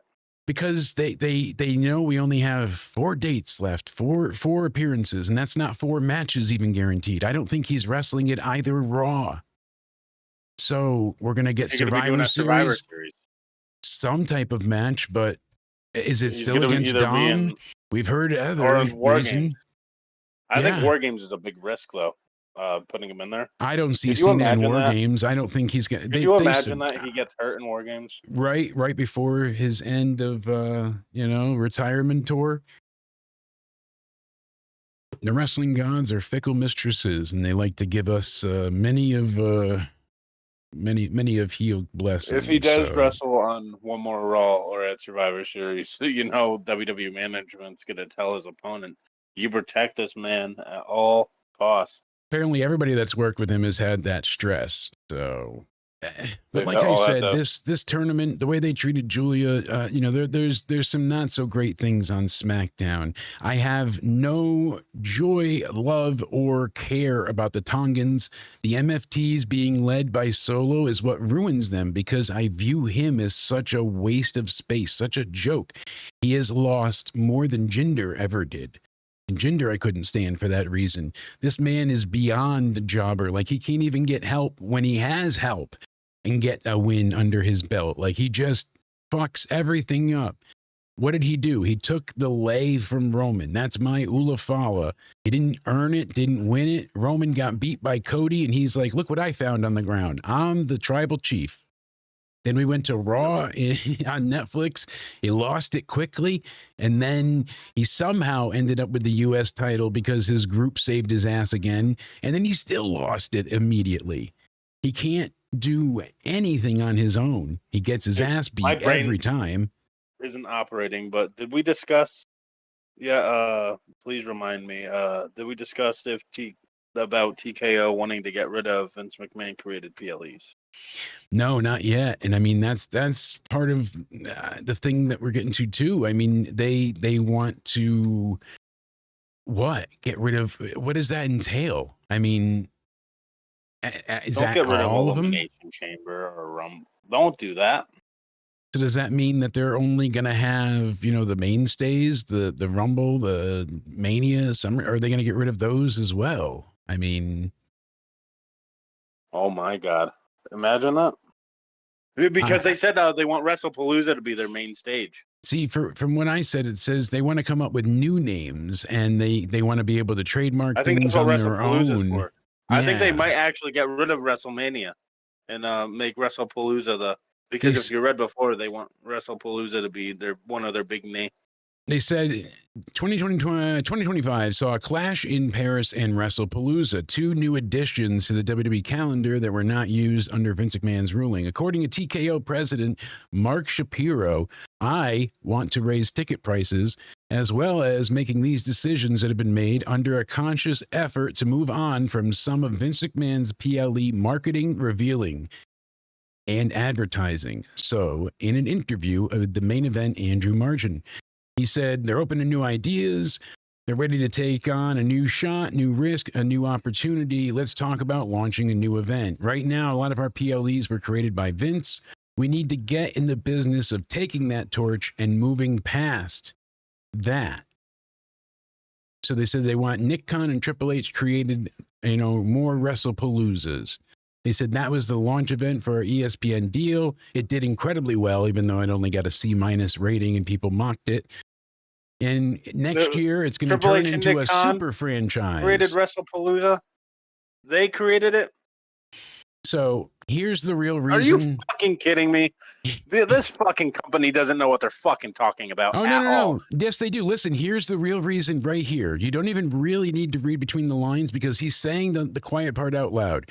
He said, I don't need to tell you, securing the IP rights and then selling merch at WrestlePalooza, let's just say it was a real winner. Jeez. That's what Fucking- they're all about. They need the income. So Vince gets royalties when they go to an Elimination Chamber pay-per-view because Vince created it. But if they go to WrestlePalooza and they sell the WrestlePalooza shirt, Vince doesn't get money from that, from his shares, from whatever, from the royalties, from whatever it might be. You know, the Bash in the Sand is coming. We're going to get it all. From Are they going to replace Mania. WrestleMania with WrestlePalooza? Yeah, we're going to Vegas all the way back to Saudi Mania. Woo, baby. So how much longer is WrestleMania going to be a thing? Until they take over and change it to Bash in the Sand permanently. They're going to change it to WrestlePalooza. That's going to be the name. That's going to be the big pay-per-view.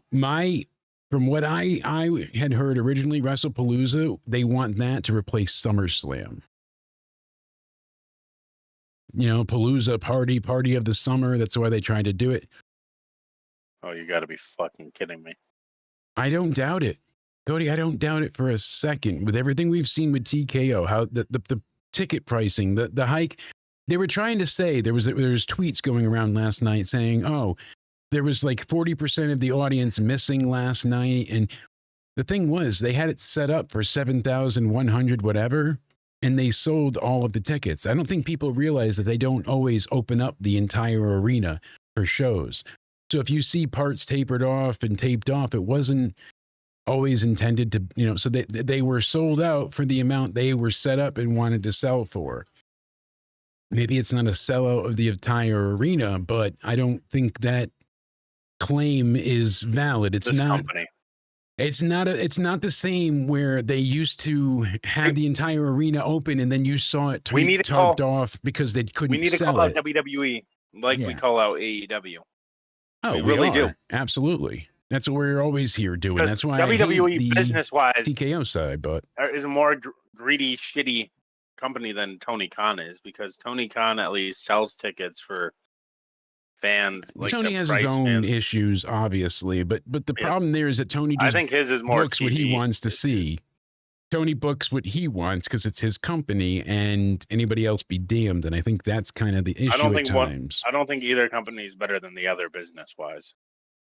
WWE is a fucking machine at this point. They are making money hand over fist just with the merchandising licensing stuff they have, but they do things bastards. They do things beyond just the TV watching audience. You have NFL and MLB collectors that buy all the belts. You have people that they are a marketing making machine for money. They know how to do it. Print it all. That's not what I mean. They are a great business, but a scummy business.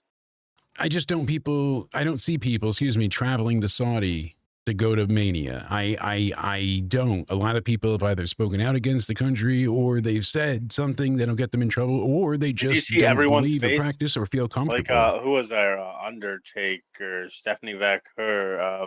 Yeah, they all looked like they lost their souls. We need to bring that photo. Do you have that photo? I don't have it, but I will find it to pull up. But yeah, I mean, it was not great. I mean, if we go right into my YouTube here, hold on, let me mute myself. But usually it's somewhere in the video section. I gotta go and look. Regardless, I don't know. I gotta find it. But yeah, the WrestleMania announcement that they had, everyone just looked like it was a hostage negotiation. Like that was really kind of what it felt like, sadly. And as they were there, you saw everybody's faces, and they were just beyond frozen. They looked miserable, and like I said, like they were in some type of crisis. So not a great look. Bianca, Charlotte, Shawn Michaels, Undertaker, Liv Morgan, Stephanie Vaquer, Logan Paul, Seth Rollins, all just looked This is fucking. I'm trying to here. Hold on. I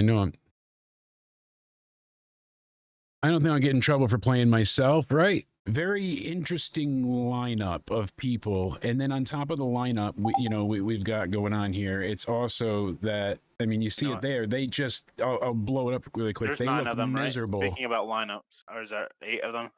Joe. No, Well, how Joe many is of them are there 9. right now? 9. Joe is 9. Yeah, Yeah. 9. Okay, make them the Mets lineup at this point because Mets fucking suck. But look at this lineup here. Then on Look top at of the this. lineup, You we can see it on here. It's I know we were also talking about that- the Mets, you but see it here there. you could see it in this photo, right? And it's just you could see their faces as I try to make it as big as possible for you. But yeah, I mean, it was just they looked like I said, like they were at a funeral or at a hostage crisis intervention, something. Like it was just. It was bad, just terrible, and that's not how you want to see. I will be right back. Yeah, I don't know how people are going to go ahead and transport for Mania and go over there. Like, it's worrisome. So I was a bit higher on SmackDown. Yeah, no pun intended there. I was. I didn't hate it. There were things that worked, things that didn't. I liked the opening because, hey, Aleister Black, somebody new, giving somebody else a chance. Selena Vega slaps him. We get a match out of it. All right. I like it. And fans weren't cheering Black over Cody. Cody's still getting strong support. So it's not the AEW, everybody wants to see him get his ass kicked yet. Ilya Dragunov doing the bait and switch with Johnny was kind of a little bit telegraphed because he had his gear on, but still fun to see the fake out. And he's still messing with Ciampa. Won't give him a chance to go for the title yet. I almost want to see Ciampa take the belt from him and then have them go back and forth for it. But they had a really well-wrestled match here. Johnny hit a great tornado DDT and hit one final beat. I thought that was it at one point. I was like, how are they going to get it up? But he kicked out, damn. And that's when he hit him with that. He literally deadlift superplexed Johnny from, I think it was the second rope, and Johnny's on the apron. So he deadlift picks him up from the ground into the superplex position and then hits him down with the superplex, gives him the H-bomb right to the jaw. Johnny's stiff as a board. Really fun match.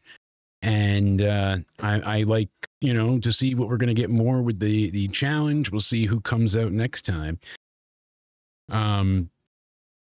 The Charlotte Flair entrance interrupting Jade's, make no mistake about it, I'm that bitch badass promo. She looked like $1 million as a champ. The new heel persona makes her that much better of a champ. I like the fishnet stockings look. She looked like a legit badass.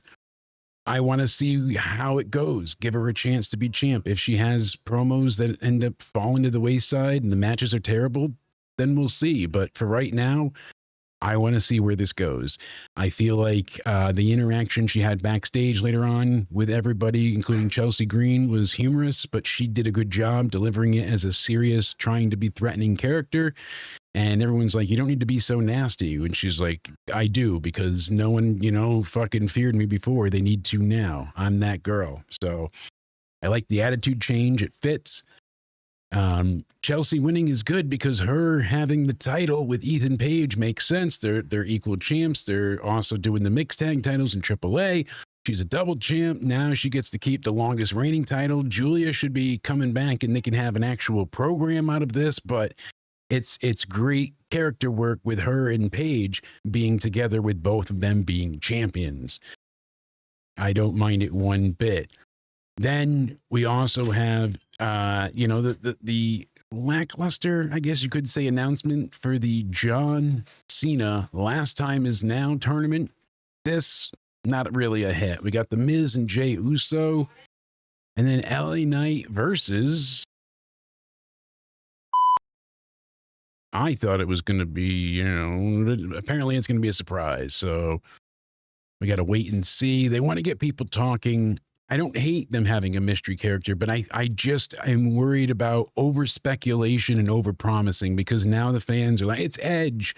It's got to be, it's Joe Hendry. And if it just ends up being Gunther or, someone on the lines of that, people are going to be pissed. And they're already not happy with the Jey Uso choice. He doesn't really fit there.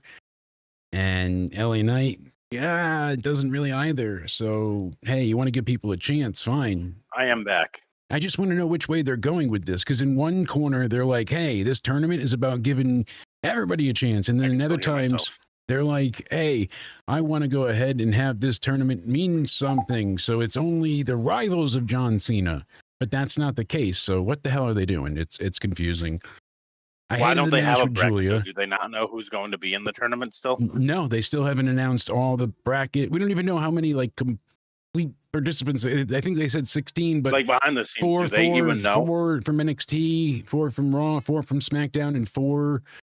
They said, I thought speculatory was like they don't belong or work for the company, but then people are saying that's not 4 entirely, and I don't know what they're doing. It's wait and see. So you can't plan out a correct tournament for your arguably the greatest of all time. Yeah, we don't have the full bracket. We don't have the the full knowledge of participants. Even if they left some of them off the map, we're like this challenger versus realistically question. I'd rather have that full list. Do you think Cena really is in the greatest of all time category? Where is he in your list? Yeah, I mean, you have to include him. He's definitely top 5, maybe in the top 10. I would say top 10 because who do you think is the greatest of all time? It changes. It's so hard to pick just one because every now and again there's different metrics. People will hate it, but Hogan is in that. Hogan is definitely. Hogan's up there for sure. I mean, The Undertaker did it for 30 years successfully without, ever really stopping. And Stone Cold had such a short career when you compare it to other legends. Even The Rock didn't wrestle as long as most of his contemporaries. So it's a lot to consider. When we were little, he was petrified of Kane. It's funny. My friend, I don't know why I liked too. Kane when I was like, oh yeah. I loved the idea of it. It was awesome. It was the right age. When you were little, were you suck it? Were you nervous? No, I always liked the bad guys, the heels. I was always for it. So. And me too. Besides Cena, I don't know why. You like Cena? Sorry, I'm eating. I love Cena. Go for it. Yeah, I like Cena, and he's got to be considered because you think about he didn't mind going out there and making himself look like a jackass, but at least he was trying something. Like it may not have been for us, and it was very hokey, but at that time it was for kids, and it just wasn't for adults really. That's not what Vince was going for. That wasn't the market. That was a bad business move. And it certainly took a long time to build back up that audience. But yeah, now I think Vince went away. You have a lot of right? J fans in that role now with the Yeet, and he's kind of like the next Cena with the colorful shirts and the audience interaction. What years were like kid friendly? Because I know Vince went back to more teenage adult. Well, 2008 they changed over, but I'd say like 2000, right after the Nexus stuff, they really started to. I forget whenever they did that. What was that, like 2010 or 11? Something in that range? Yeah. Like right after that, they really started to pull it back because of the sponsors and whatnot. You had Daniel Bryan spitting in people's faces and choking them out and getting fired. They're like, who's spitting Cena's face? I did. Who choked fucking I did. It's like, Justin Roberts dying over there. I did. Had to fire him. It's crazy how much Vince used to hate Daniel Bryan where he fired him immediately. That's the one that they put him with the Miz. They fired him immediately. They managed to go ahead and make him look like a real nobody, and that was his attitude for a long time because he took, and they knew it, I think, as well. He came in with a chip on his shoulder, being like, "I am fucking Bryan Danielson. I am the best at Ring of Honor, and people consider me. You're gonna get your fucking head kicked in," is chanted when I walk through because I am amazing. I am the American Dragon, so on and so forth. And they're like, look at this little guy. Aren't you cute? You kind of look like a goat. We're going to call you Goat Boy. Get over here, Goat Boy. We want you to grow your beard out. We're going to make you go, like a goat. Come here, you little goat. He's so cute. What are you, like 4'9"? Come here. And Vince starts tickling Bryan. He's like, hee. That's how he makes it sound like they treated him, and Vince, I can see that. But Vince, how did Daniel Bryan grow on Vince? Because like When I Daniel don't- Bryan I turned don't know heel that he after did. He came out of retirement. I don't know He that put he the did. WWE Championship back on him. He did because I think the story and the moment and everything kind of just worked in that favor and called for And he it. I put think there him was some back in the other main event of influence. WrestleMania. But the only reason It was- they went with the authority storyline with Bryan was backlash. Essentially, you know, they tried to phrase it as, Yeah, oh, the That's the takeover, difference. but We forced Daniel Bryan into the main event of WrestleMania 30. Then WrestleMania 37, Vince just threw Daniel Bryan in that Roman Reigns and Edge match randomly. yeah, and Vince was very big on telling people who they could and couldn't like. He was very big on like, oh no, if you're not a kid, you can't like this one. If you're an adult, you better not like these people. And that was like a, you know, yeah, you're not allowed. No yeet here. No, we're always eating. What are you talking about? Yeet. But it is true. I mean, they were very big into almost, I would say, gatekeeping their own stars behind, you know, like Cena was very kid friendly. He was presented in such a way. He was zany and silly and saying things, and they tried to do the same with Roman for a while. The suffering succotashes and, you know, his tater tots and all of that. They tried to make him the next Cena, and people just refused to latch on because it wasn't kids anymore. It was teenagers. It was adults. And everyone was like, this sucks. We like this guy. We like CM Punk. Yeah. We like the, you know, the people that are trying to lead the revolution of wrestling. And anybody that we chose to get over, they did not want that to happen. Here's and the craziest I get wrestling why, theory, and but I think it's correct. The good guys are actually the bad guys, and the bad guys are actually the good guys. oh, see, when you're a kid, you like the good guys because of the heroes. They're larger than life, and it's like a But bigger when you than get older, thing. you relate to the heels. Exactly. We've said that time and time again on this show, but it so rings true because why? If they have that ounce of relatability, you can connect to them and you get it. They may not be right. That doesn't mean they're justified. It Sometimes just means you Drew get it. McIntyre's a justified heel. We've all had a bad day, and we're all just one more bad day away from you know, something bad, and that's the, you know, from snapping, from whatever it may be. Before You Kevin can Owens see it. got injured, Yeah. he was a justified heel. He did a great job with it. You know, a lot of times you were like, yeah, I understand where you're coming from. Your actions are wrong and you shouldn't be hurting people, but I get why you're doing it. You know, Like, he had every right to be pissed off. Like, why did he go help Sammy, Randy? Like, Kevin Owens always went out to help him. yeah, But every time the bloodline beat down Kevin Owens, Cody Rhodes was nowhere to be found. exactly. And where's my help? Where's my handle? So, I I help mean, you. hey, look at that. People are saying that they might have SNAP benefits being handed out today. I have to go ahead and check. That would be a I heard blessing in Connecticut was disguise. giving it out. That would be amazing, right? Ned Lamont said he was giving them out. That would be great. You hear that? All right. Look who's having Thanksgiving. Hell yeah. All right. Cooking up a storm. But trying to erase Vince, I get why in a business sense they want to, not just because of the toxicity around his name, Even but though the They're IP. going to erase him, even though he's going to probably be on the show in December. I don't think they're gonna. I still don't know that they'll show him on air or have him like If with a Cena wants him chyron there, that they're gonna says bring him there.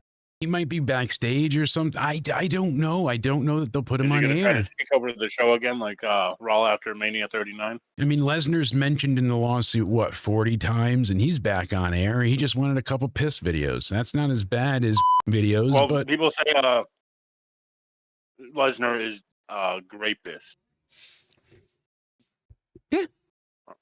that and a, Do you think he is though? Like with the stuff that came out, or is I he- don't know. I can't go. I would need to investigate more. Like I don't feel like I can give a fair. Personally, no. I think he's a less than stellar individual, but I don't think his involvement was nefarious. Like he I think just it from if you actually read all the text messages, it sounds like Brock's just being a pig guy. Like, you know, hey, I like sex and this is what I want. And she was offered in a way, but she was also like, I'm not saying it's right, but you know, you found out later she was forced by Vince into a lot of these situations, but she was offering herself, so it seemed to him like she was being bartered willingly. I feel like it doesn't make it any better, but I don't think he was forceful in those regards. Like there was never any physicality. She said that the first time they met, he got too drunk. The second time, there wasn't enough time or something, and then that was it. And they never talked past that. But he had texted her back and forth briefly for a few exchanges, and he requested some fetish videos, and that pissed people off. Huh? That's what went down. Because he likes piss. Get it? See? No one will pick up on that. Like I said, piss videos is better than the that McMahon used to request, but it still makes him a shitty individual. But in the eyes of the law, I don't know that he would be found guilty. So In the eyes of the law, they might consider that a consensual conversation, right or wrong. I feel like it. So that's the risky part of it. But again, I'm not a lawyer, and I'm certainly not one to judge. I would still say guilty. Just to say guilty. Yeah, like you said, with the state of SmackDown, I feel like they know they only have a minute few big stars on the SmackDown side, and they have some, like, you know, A-level stars, but not that S tier, like a Cena or Cody's in that sphere, but only so much. I mean, he's not John Cena, but he's no slouch either. So who do we have in the under Cody area? Then people like Damian Priest, Drew McIntyre, Kevin Owens, you know. And then kind of below them, you get Aleister Black and DIY and the Street Profits and so on and so forth. For the female side, you have your tops right now. So who's really big on the women's side? Well, it's Alexa and Charlotte on SmackDown. They're the biggest stars, but underneath them, you got Chelsea getting big reactions. The crowd was chanting for Chelsea when really it was heel versus heel, granted, but Chelsea was more of the heel. Did you see Liz? She said she wants more of Cody versus Drew in the comments. Wow. Yeah, see, so everybody's looking forward to it. I mean, Owen's working out. Maybe we can get him back and more fit and svelte. That'd be awesome. Losing weight for his neck would be cool too. So that would help him out. But yeah, hope he gets back in the ring. There's a lot of things like I see them building towards, and I appreciate it. It's not great yet. It's not even good at times, but most of what they had last night, for the most part, was new people or younger people with new things. It wasn't Randy Orton opening the show Maybe, and again, leading him in the main event, and was a boring show, not a bad show. It was a bit boring at times, but it had solid wrestling. I'll give it that. Even Nia Jax and Charlotte was decent. There was 5 nip slips, but it was decent. We've seen far worse wrestled, affairs with you might Nia see that involved. on next week's SmackDown when Jade Cargill and B-Fab have a match and Jey Uso and The Miz have a match. I don't know how much good in-ring action you're going to get next week. Yeah, we got Ilya and then we got that surprise match with LA Knight. So we'll see what comes of that. If that surprise isn't massive, that could be a real piss poor SmackDown. But yeah, what would be disappointing to you? Like, do you think people would be okay with it being Joe Hendry, or do you think people? Yeah, I think people would be excited for that because he technically doesn't work for the company, and TNA, even though they're involved, it's still like a dream thing. And I would love to see him win the damn thing and get it. That's been his goal forever, to have that match with Cena. I do not think he should win it. Yeah, see, it depends on who's in the tournament. If going with Hendry right now, it feels like a good thing if he's there, but we got to see. Sadly, who ends up being in this thing? I don't know. If it ends up being Gunther or any type of return in that regard, I think people are going to be very upset. Santos. Yeah, Santos. Even someone like a Tony D, people would be mad about. I think Obafemi would work. People would probably be happy for that. There's not a bunch of things though that I can, project them doing that people would be crazy. See, even about. then, I would just announce the call up. Yeah, it's still kind of a risky thing. So, granted, we'll see what works, but So I haven't given it a rating intentionally. I would give SmackDown maybe a 4, maybe a 4.5. Cody and I was going to Alistair, go with 4 as well. their match was decent, but it wasn't bad. It was just because of the finish that we got. They wanted to protect both guys, but I like the story elements. I like Drew being so deranged and he thinks the ref screwed him because of the belt shot, you know, but you brought the belt in and introduced it. And so he, you know, Claymore kicks the ref. Now he's suspended.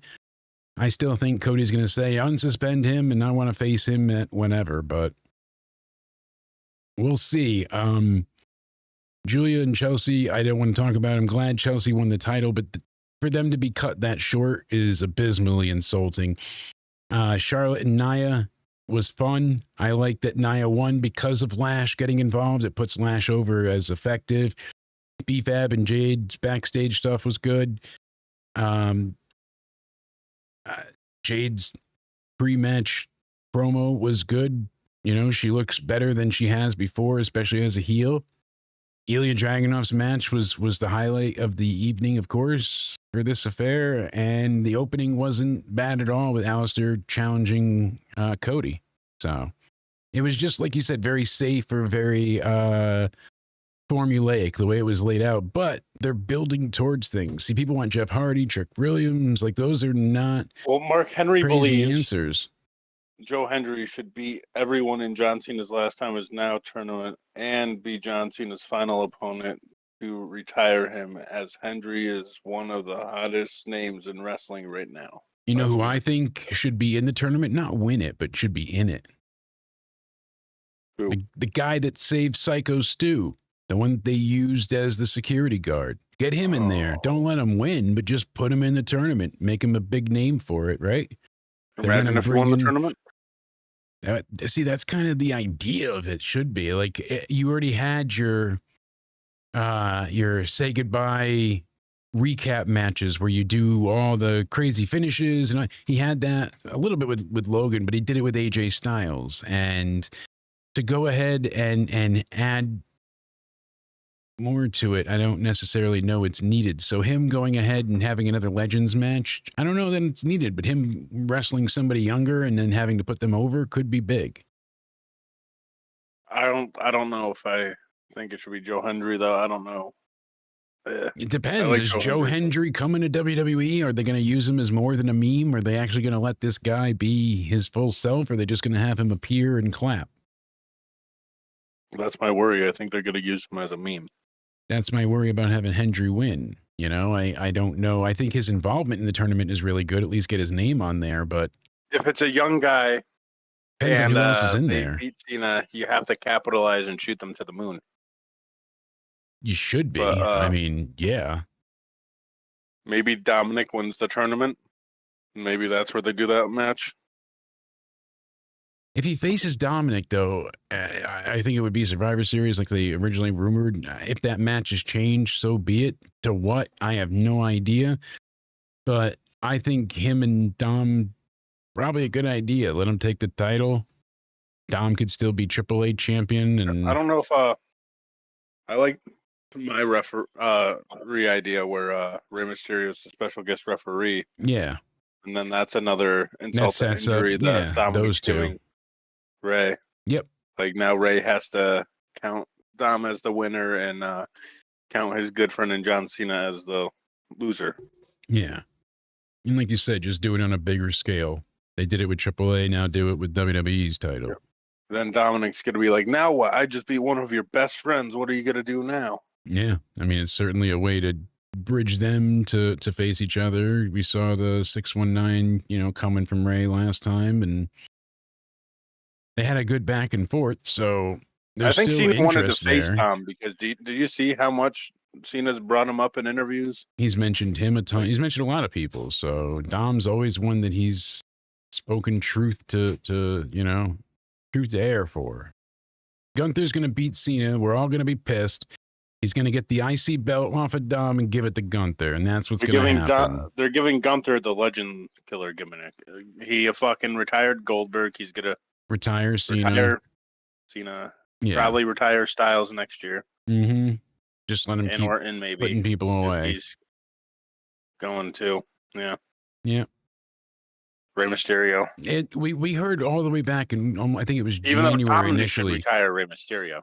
We heard back then they wanted Gunther to be one of the last matches, and we heard it was going to be at a Saturday night's main event in Boston. Now, they moved it to D.C. to have some political involvements, but besides that, I think it's just going to be that predictable, and I think it's going to be freaking Gunther. I think he's going to win the tournament, and that's what we're going to get. And that's the problem, because they don't go with fan outcry, or they do not, they say they do, but they're not listening to fans right now. Anytime they say they are, it's things lining up just to be like a broken clock, right, twice a day, but they are not listening to the audience. And it feels like whoever's booking, when Triple H books, he books for moments, as we said, and even if he's pushed into the moments, it's still his moments, and that's what they care about. Seth Rollins pretending to be injured. Now, any injury you see, people are questioning, oh, this can't be real. This is, oh, they're faking it. Sol Ruca, she must have relinquished both her titles as a face, so you lose something with it. And now Trump just made the Supreme Court to stop having each state fund food SNAP benefits. Yeah. So this is going to go back and forth a bunch, huh? And it's going to be fun. Oh, they're just fighting for people not to eat now. Yeah. Now they're having more of it. Well, yeah, I would say I'll give my prediction going to be Gunther. I really don't want it to be. I'd rather it be someone like Joe Hendry, or I don't even know at this point. It's hard to even predict, because I don't know if they're truly going to do anybody outside of the company. They've teased it, but it's going to be Gunther.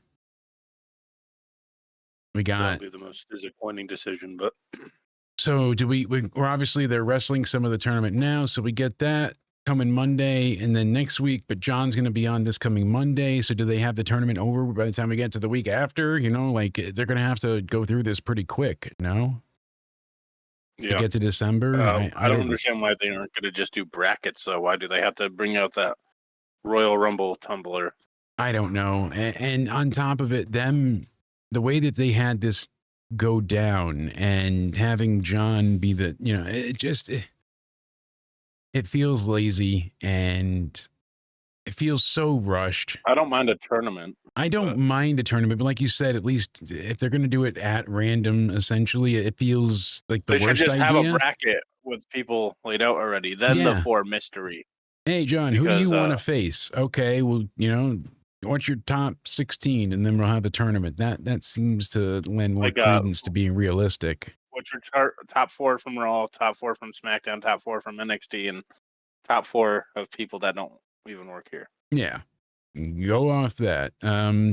It just you're overhyping expectations. We're not probably going to get any big surprise. If I'm wrong, then I will admit it and I will be ecstatic. But it feels like it's just going to be Gunther in the end.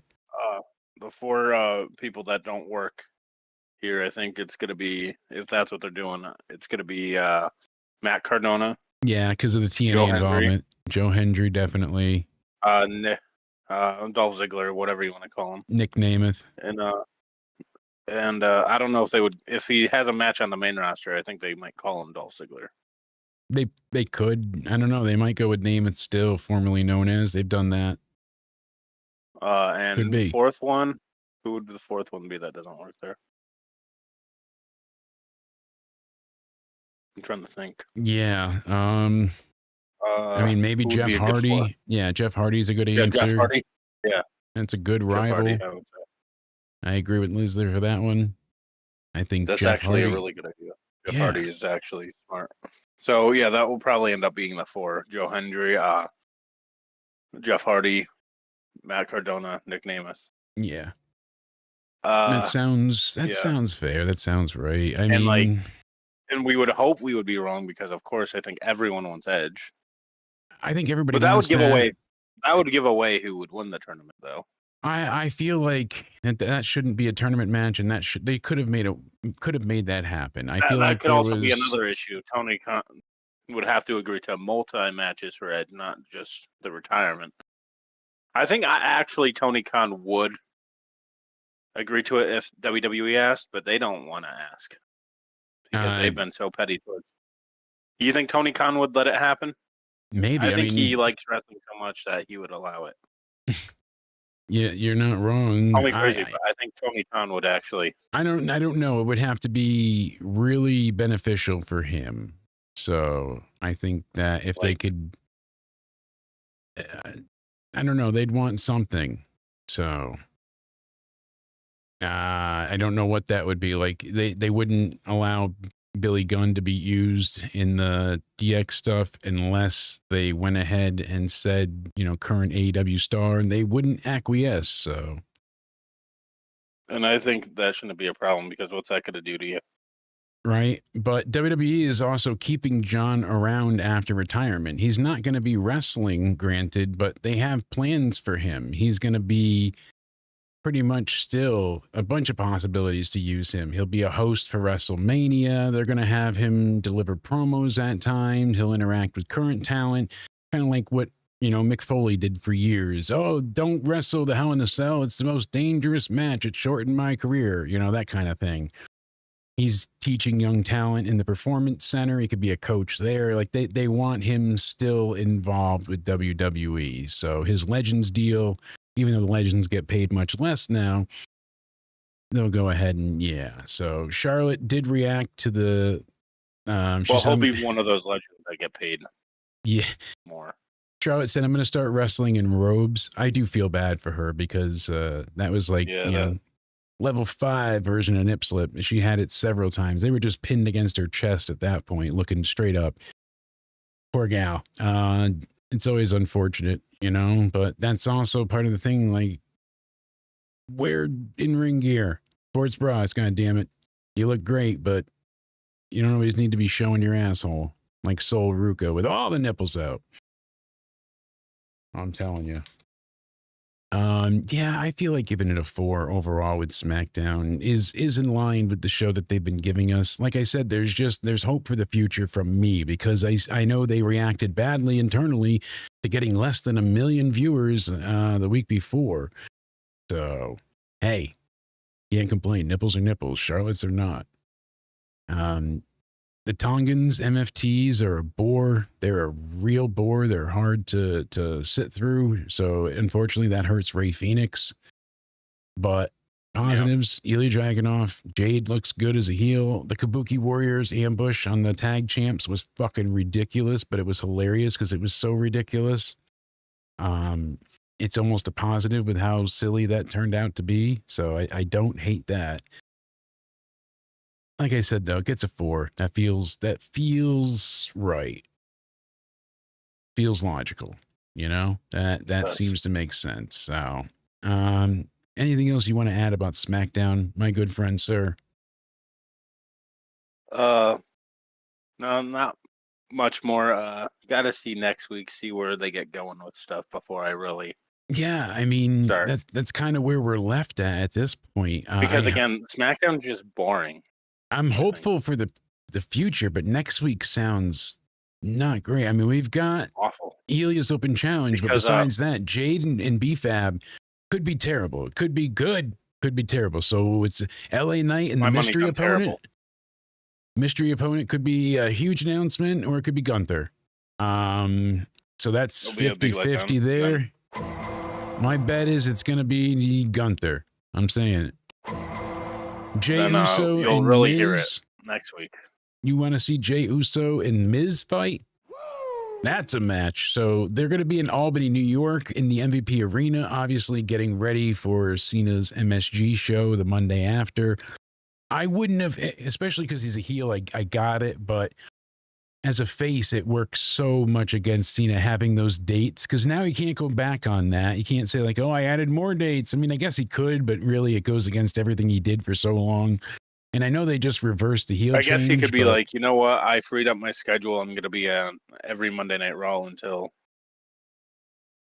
If you it's upsetting because he's got 4 shows left. So these are the last 2 Raws, no more SmackDowns, you know, and we've got Survivor Series and Saturday night's main event.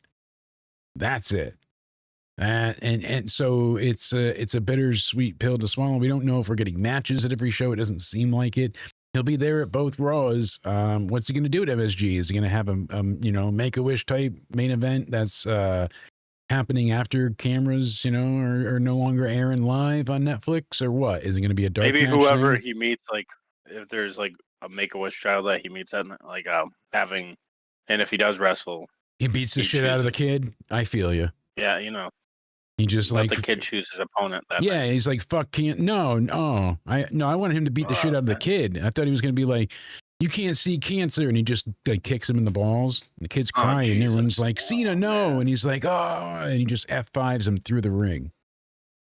Jesus, And Cena's like, mean I FU. always kick cancer's ass. it's FU, not F5. I know, but he's going to give the kid an F5.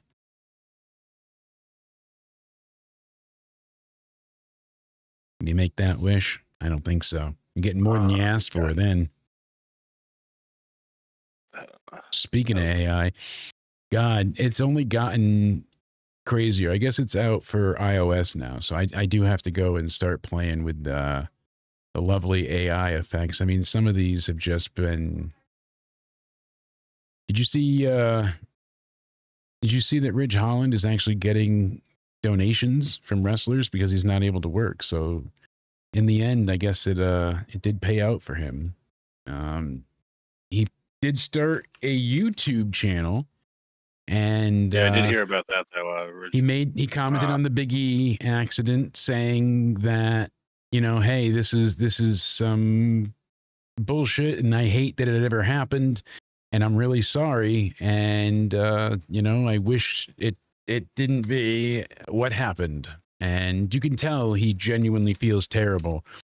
So I put his GoFundMe link in the chat. It says, give hope to a family facing unimaginable hardship. And that's actually Omos right there that donated $1,000 already. It's up to $10,058. I think Chelsea Green goal. donated. Yeah, I mean, right now we see Chris Jericho, I think. Chelsea Green donated 1,000, Nick Massey, Kyle Fletcher, Raj Desi, and then Omos. So People are mad that people are donating to him though, because they're like, this guy was making $350,000 a year. yeah, Nick Massey's from the Young Bucks, Nick Buck. So that's cool that they did that for him. Not even being from people just know they stick with wrestlers, so that's cool. What do you think of that? Like, I saw some complaints saying, how does this guy not have money? He made $350,000 a year.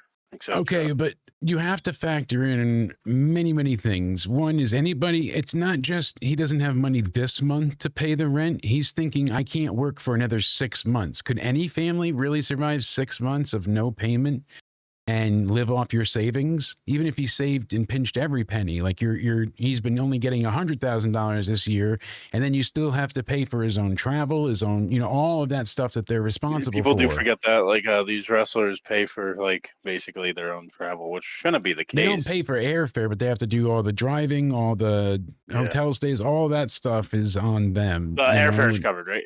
Yeah, they get their tickets through the app, but any upgrades, any luggage thing, like that's all on them for stuff. So they're responsible They want, for like, first class or something. Yeah, travel, transport, independent contractors, as we know it. So not a great stand for them, but yeah, it sucks. Which sucks to be an independent contractor. They need to stop messing around because they would lose, like, the contracts that they give out. If they had would lose that in the unionized court of law. back when Jesse Ventura went ahead, I can't do it, but you get it.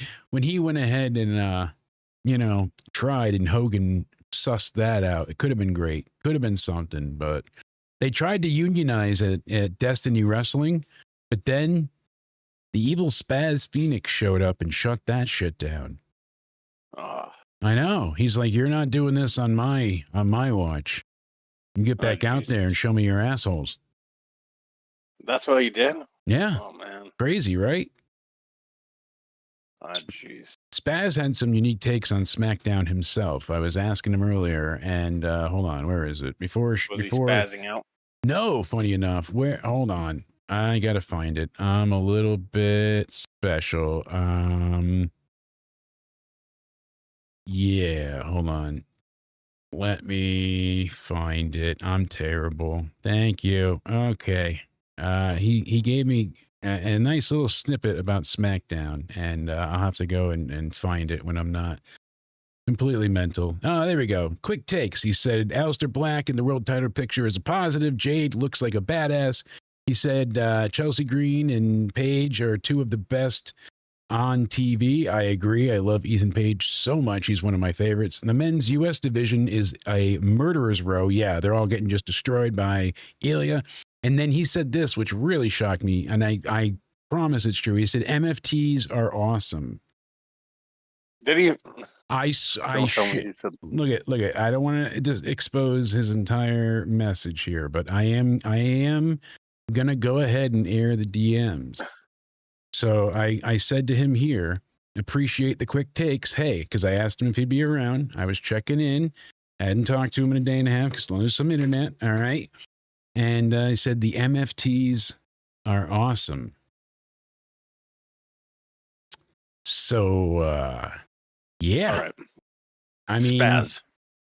I don't know what kind of fucking drugs you are taking nowadays. I don't know what Jake has given you, but what the fuck are you on to say that the MFTs are awesome? How delusional can one man be? I'm sure that you probably want Nia Jackson, Lash Legend, in the War Games over Raquel and Roxanne. Yeah. Oh my God. This guy is so lost in the world. I still love you though, but come back to your senses. Oh, it's not going to let me save it. Hold on. Let me open image, a new tab. There we go. Because, where'd it go? Where'd it go? I lost it. Yo. Come on. All right. Well, they took away a sign at Dynamite the other day that caused quite a stir. And I didn't know where to fit this in. But they took away a sign from a gay ticket holder at Dynamite.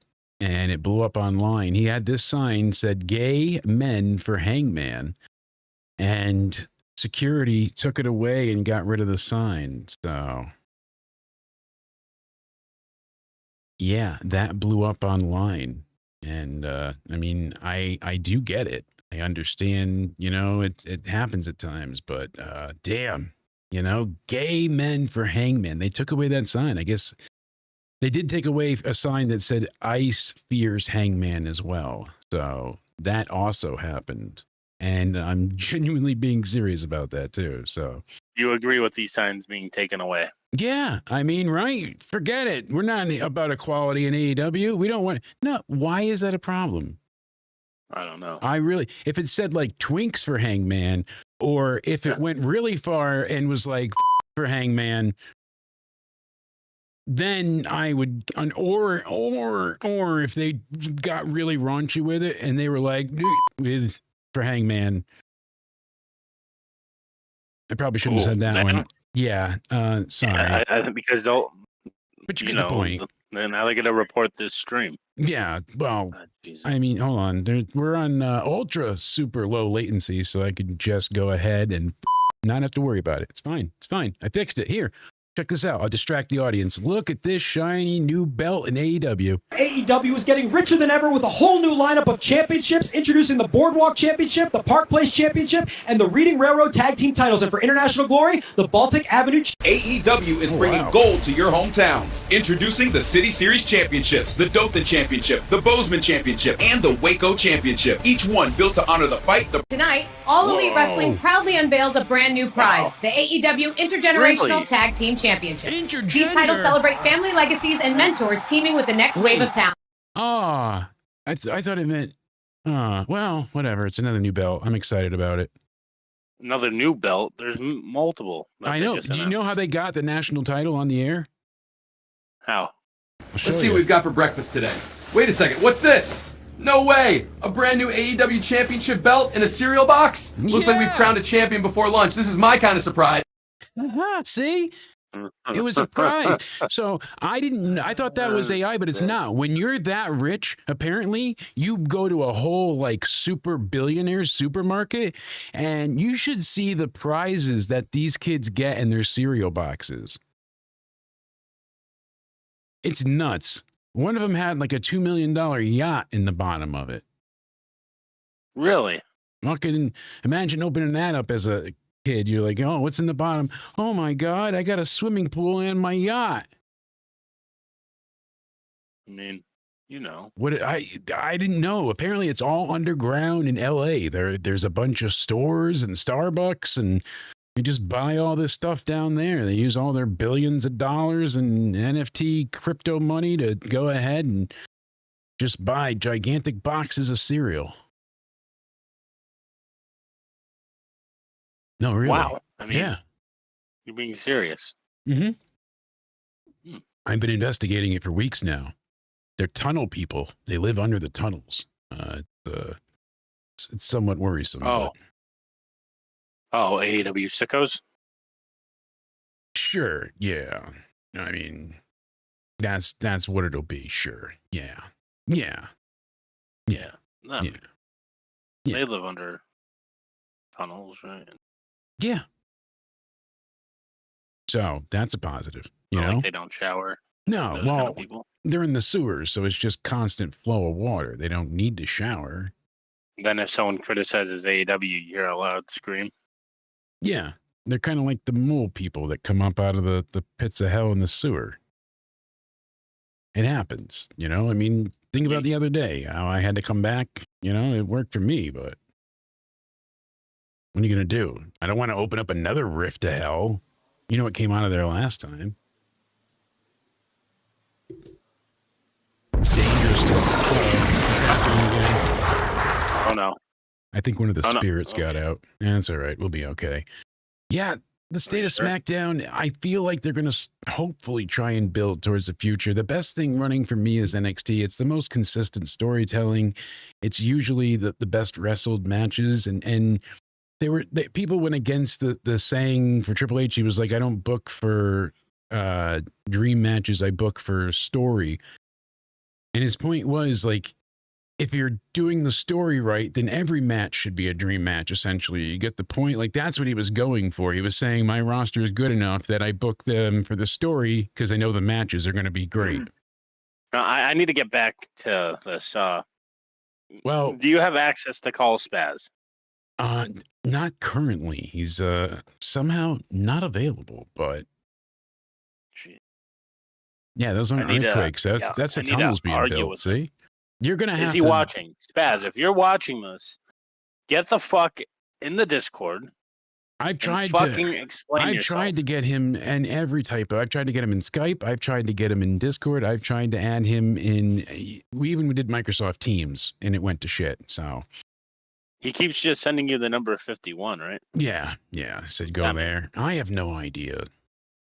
I'm just as confused as you are. I even held up the Spaz signal. That didn't work. He said the state of 51. I don't. It's got a big know if that's R referencing. for darn, Oh. you know? Oh, really? Yeah, it's the old Spaz symbol, but it was like the... What's over there that he wants you to... It was the Spaz symbol, but I just turned it into the Spaz symbol, you know? Oh, I get what you mean. Yeah. Do we have to budget go- cuts. Find this now? He thinks it means Robin. It's cool. He's all for it. He doesn't get it. But I put out the Spaz symbol, and we've not gotten it. Did you tell him that Into Somewhere is purchasing Canada? Yeah. But he didn't buy it. So I told him we bought it, but he didn't buy it. Granted, what are you going to do? I mean, I'm just going to go rob a few food And banks you're like, and a of course you Domino's didn't buy pizza. it because we did. You know? Yeah. Exactly. Are you donating it to the United States so he can be the 51st state? Like, can he? No, I want that. You go ahead. What are you and gonna keep do? that going. What kind of rules are you gonna make? Listen, wrestling's going to be real. All right. Too real to me, damn it. Make it a death match. Well, I like SmackDown. It wasn't the most amazing. It wasn't incredible. SmackDown, but I'm not a fan of. SmackDown needs some I was changing. entertained. I was not bored throughout the entirety of it. There were parts Wrestling that were boring. entertained or sports entertained? Sports entertained. I did like the opening match with Ilya a lot. I liked the story heading into it, and probably the main event was the other well wrestled match. Everything else was kind of wasn't completely disappointing, but nothing to write home about. And that's kind of been SmackDown's been worse than that even at times lately. So them giving us some new talent, some new stories, some new things, that's what we need. I think they're going to finally finish off the Damian Priest angle that they have going on with Alistair. They're going to finish off Cody and Drew and then keep going on to new stuff. And I'm all about the winds of change. I want to see them give other people a chance. Make SmackDown the land of opportunity again. I think that is how it goes. I'm telling you. Yeah, I think a 4 is fair. I really do. And I don't know. I'm hopeful for the future, but Baz is busy getting poutine and hunting moose. That's what that's about. Yeah, apparently. So, I mean, he saw the spaz signal and just chose to ignore it. We'll get him next time. We'll make him pay for it. Thank you to those that hung out with us on TikTok today. Look at that. We got to stay live on TikTok for a little while. I'm sure we'll be suspended for another 7 days, but at least for now, we're soaking it up, baby. Woo! Damn it. And to those of you on the Twitter machine, make sure you go ahead and follow us on YouTube. That's where we're streaming the most. To go ahead and catch all of our wrestling reviews, our podcasts. Into Somewhere is all over the place. And we also have the UCR podcast, Unapologetic and Completely Random. New shorts up almost daily. So go ahead and subscribe. YouTube.com/Jake DeMarco. For those of you here, make sure you turn on the bell, hit the like button. I appreciate it greatly. Cody, tomorrow we've got our Heel or Face podcast coming, but besides that, you got to let these people know where they can find you, my good friend. You can find me over on my Twitter or X, whatever you like to call it nowadays, at Judgment Day Era. You can find me over on my YouTube, and I know that I haven't been posting gaming content, but I know that will be coming out soon. I know that I keep saying this each and every week, but trust me. You said you were making friends in Roblox, right? So you could film some gaming content. You're like, yeah. I've never played that game once in my life, actually. I think that game should be banned because... Was I talking to Chody? Chody plays it? Probably. I mean, he's a little positive. You catch my drift? Yeah. What's another word for positive or happy? I don't know. The hangman sign? No, he's good. Happy, I thought. Good. Goody two shoes. Just thinks he's too good for everybody. Yeah. Goody two shoes. And we'll need to talk to him. Really Maybe he could be a good intern for you. But have you interviewed him? No. I don't talk to people, but. Oh man. What? I said goody two shoes. You're gonna get me in trouble. Nah. Oh man. I like the ratings in the chat. We got tits out of 10, which rates to about a 6. We saw some 4s. We saw some 2s. I saw a 3. All right. I don't know how they got to that number, but that's interesting. How often do we see a 3 out of 10? Like, need more UCR. UCR is coming. That's right. Just like this weekend. I'm going to give it a 4, but yeah, Judgment Day Era at YouTube. I promise gaming content will come out before GTA 6. And then on my Instagram at Cody_080_316. Give me a hell yeah. Yeah. Give me a hell yeah. Let me talk to her. Oh yeah. Yeah. Zero gaming content. I said it in like an off. But we're making him get there. Oh, look at that. He's got the gaming content. He's just got to upload it. That's the real test. We got to get you on there. Test of strength. Go ahead and make sure you're subscribed here to get you off. Gaming content. Have me release it? Everywhere. Oh, wow. All everywhere. Everywhere. Yeah, you just want to release it all over everywhere into somewhere. You know it. Make it wet, make it hard. You know it. Guys, thank you so much for hanging out with us on the weekend, being idiots. We appreciate you being here. Sorry we didn't get to the live review last night, but we'll be there live again on Monday. We'll have some great content for you tomorrow on Sunday. Go ahead and check that out. Check out the shorts. Hit the like button. Hit subscribe. And until then, I hope you all stay sexy. Cody, you got to come pick up your shit. We need you on camera. God damn it. I'm sorry, yeah, and they're criticizing me about my gaming content. Yeah, that your gaming content and your computer. We need you to I upgrade. promise. It will definitely be out before GTA 6. All right, I come can get your tell ya. podcast in the can. We're ready. Let's do this. Pipe bomb, who's will stand tall? Who's gonna break? Who's gonna fall? The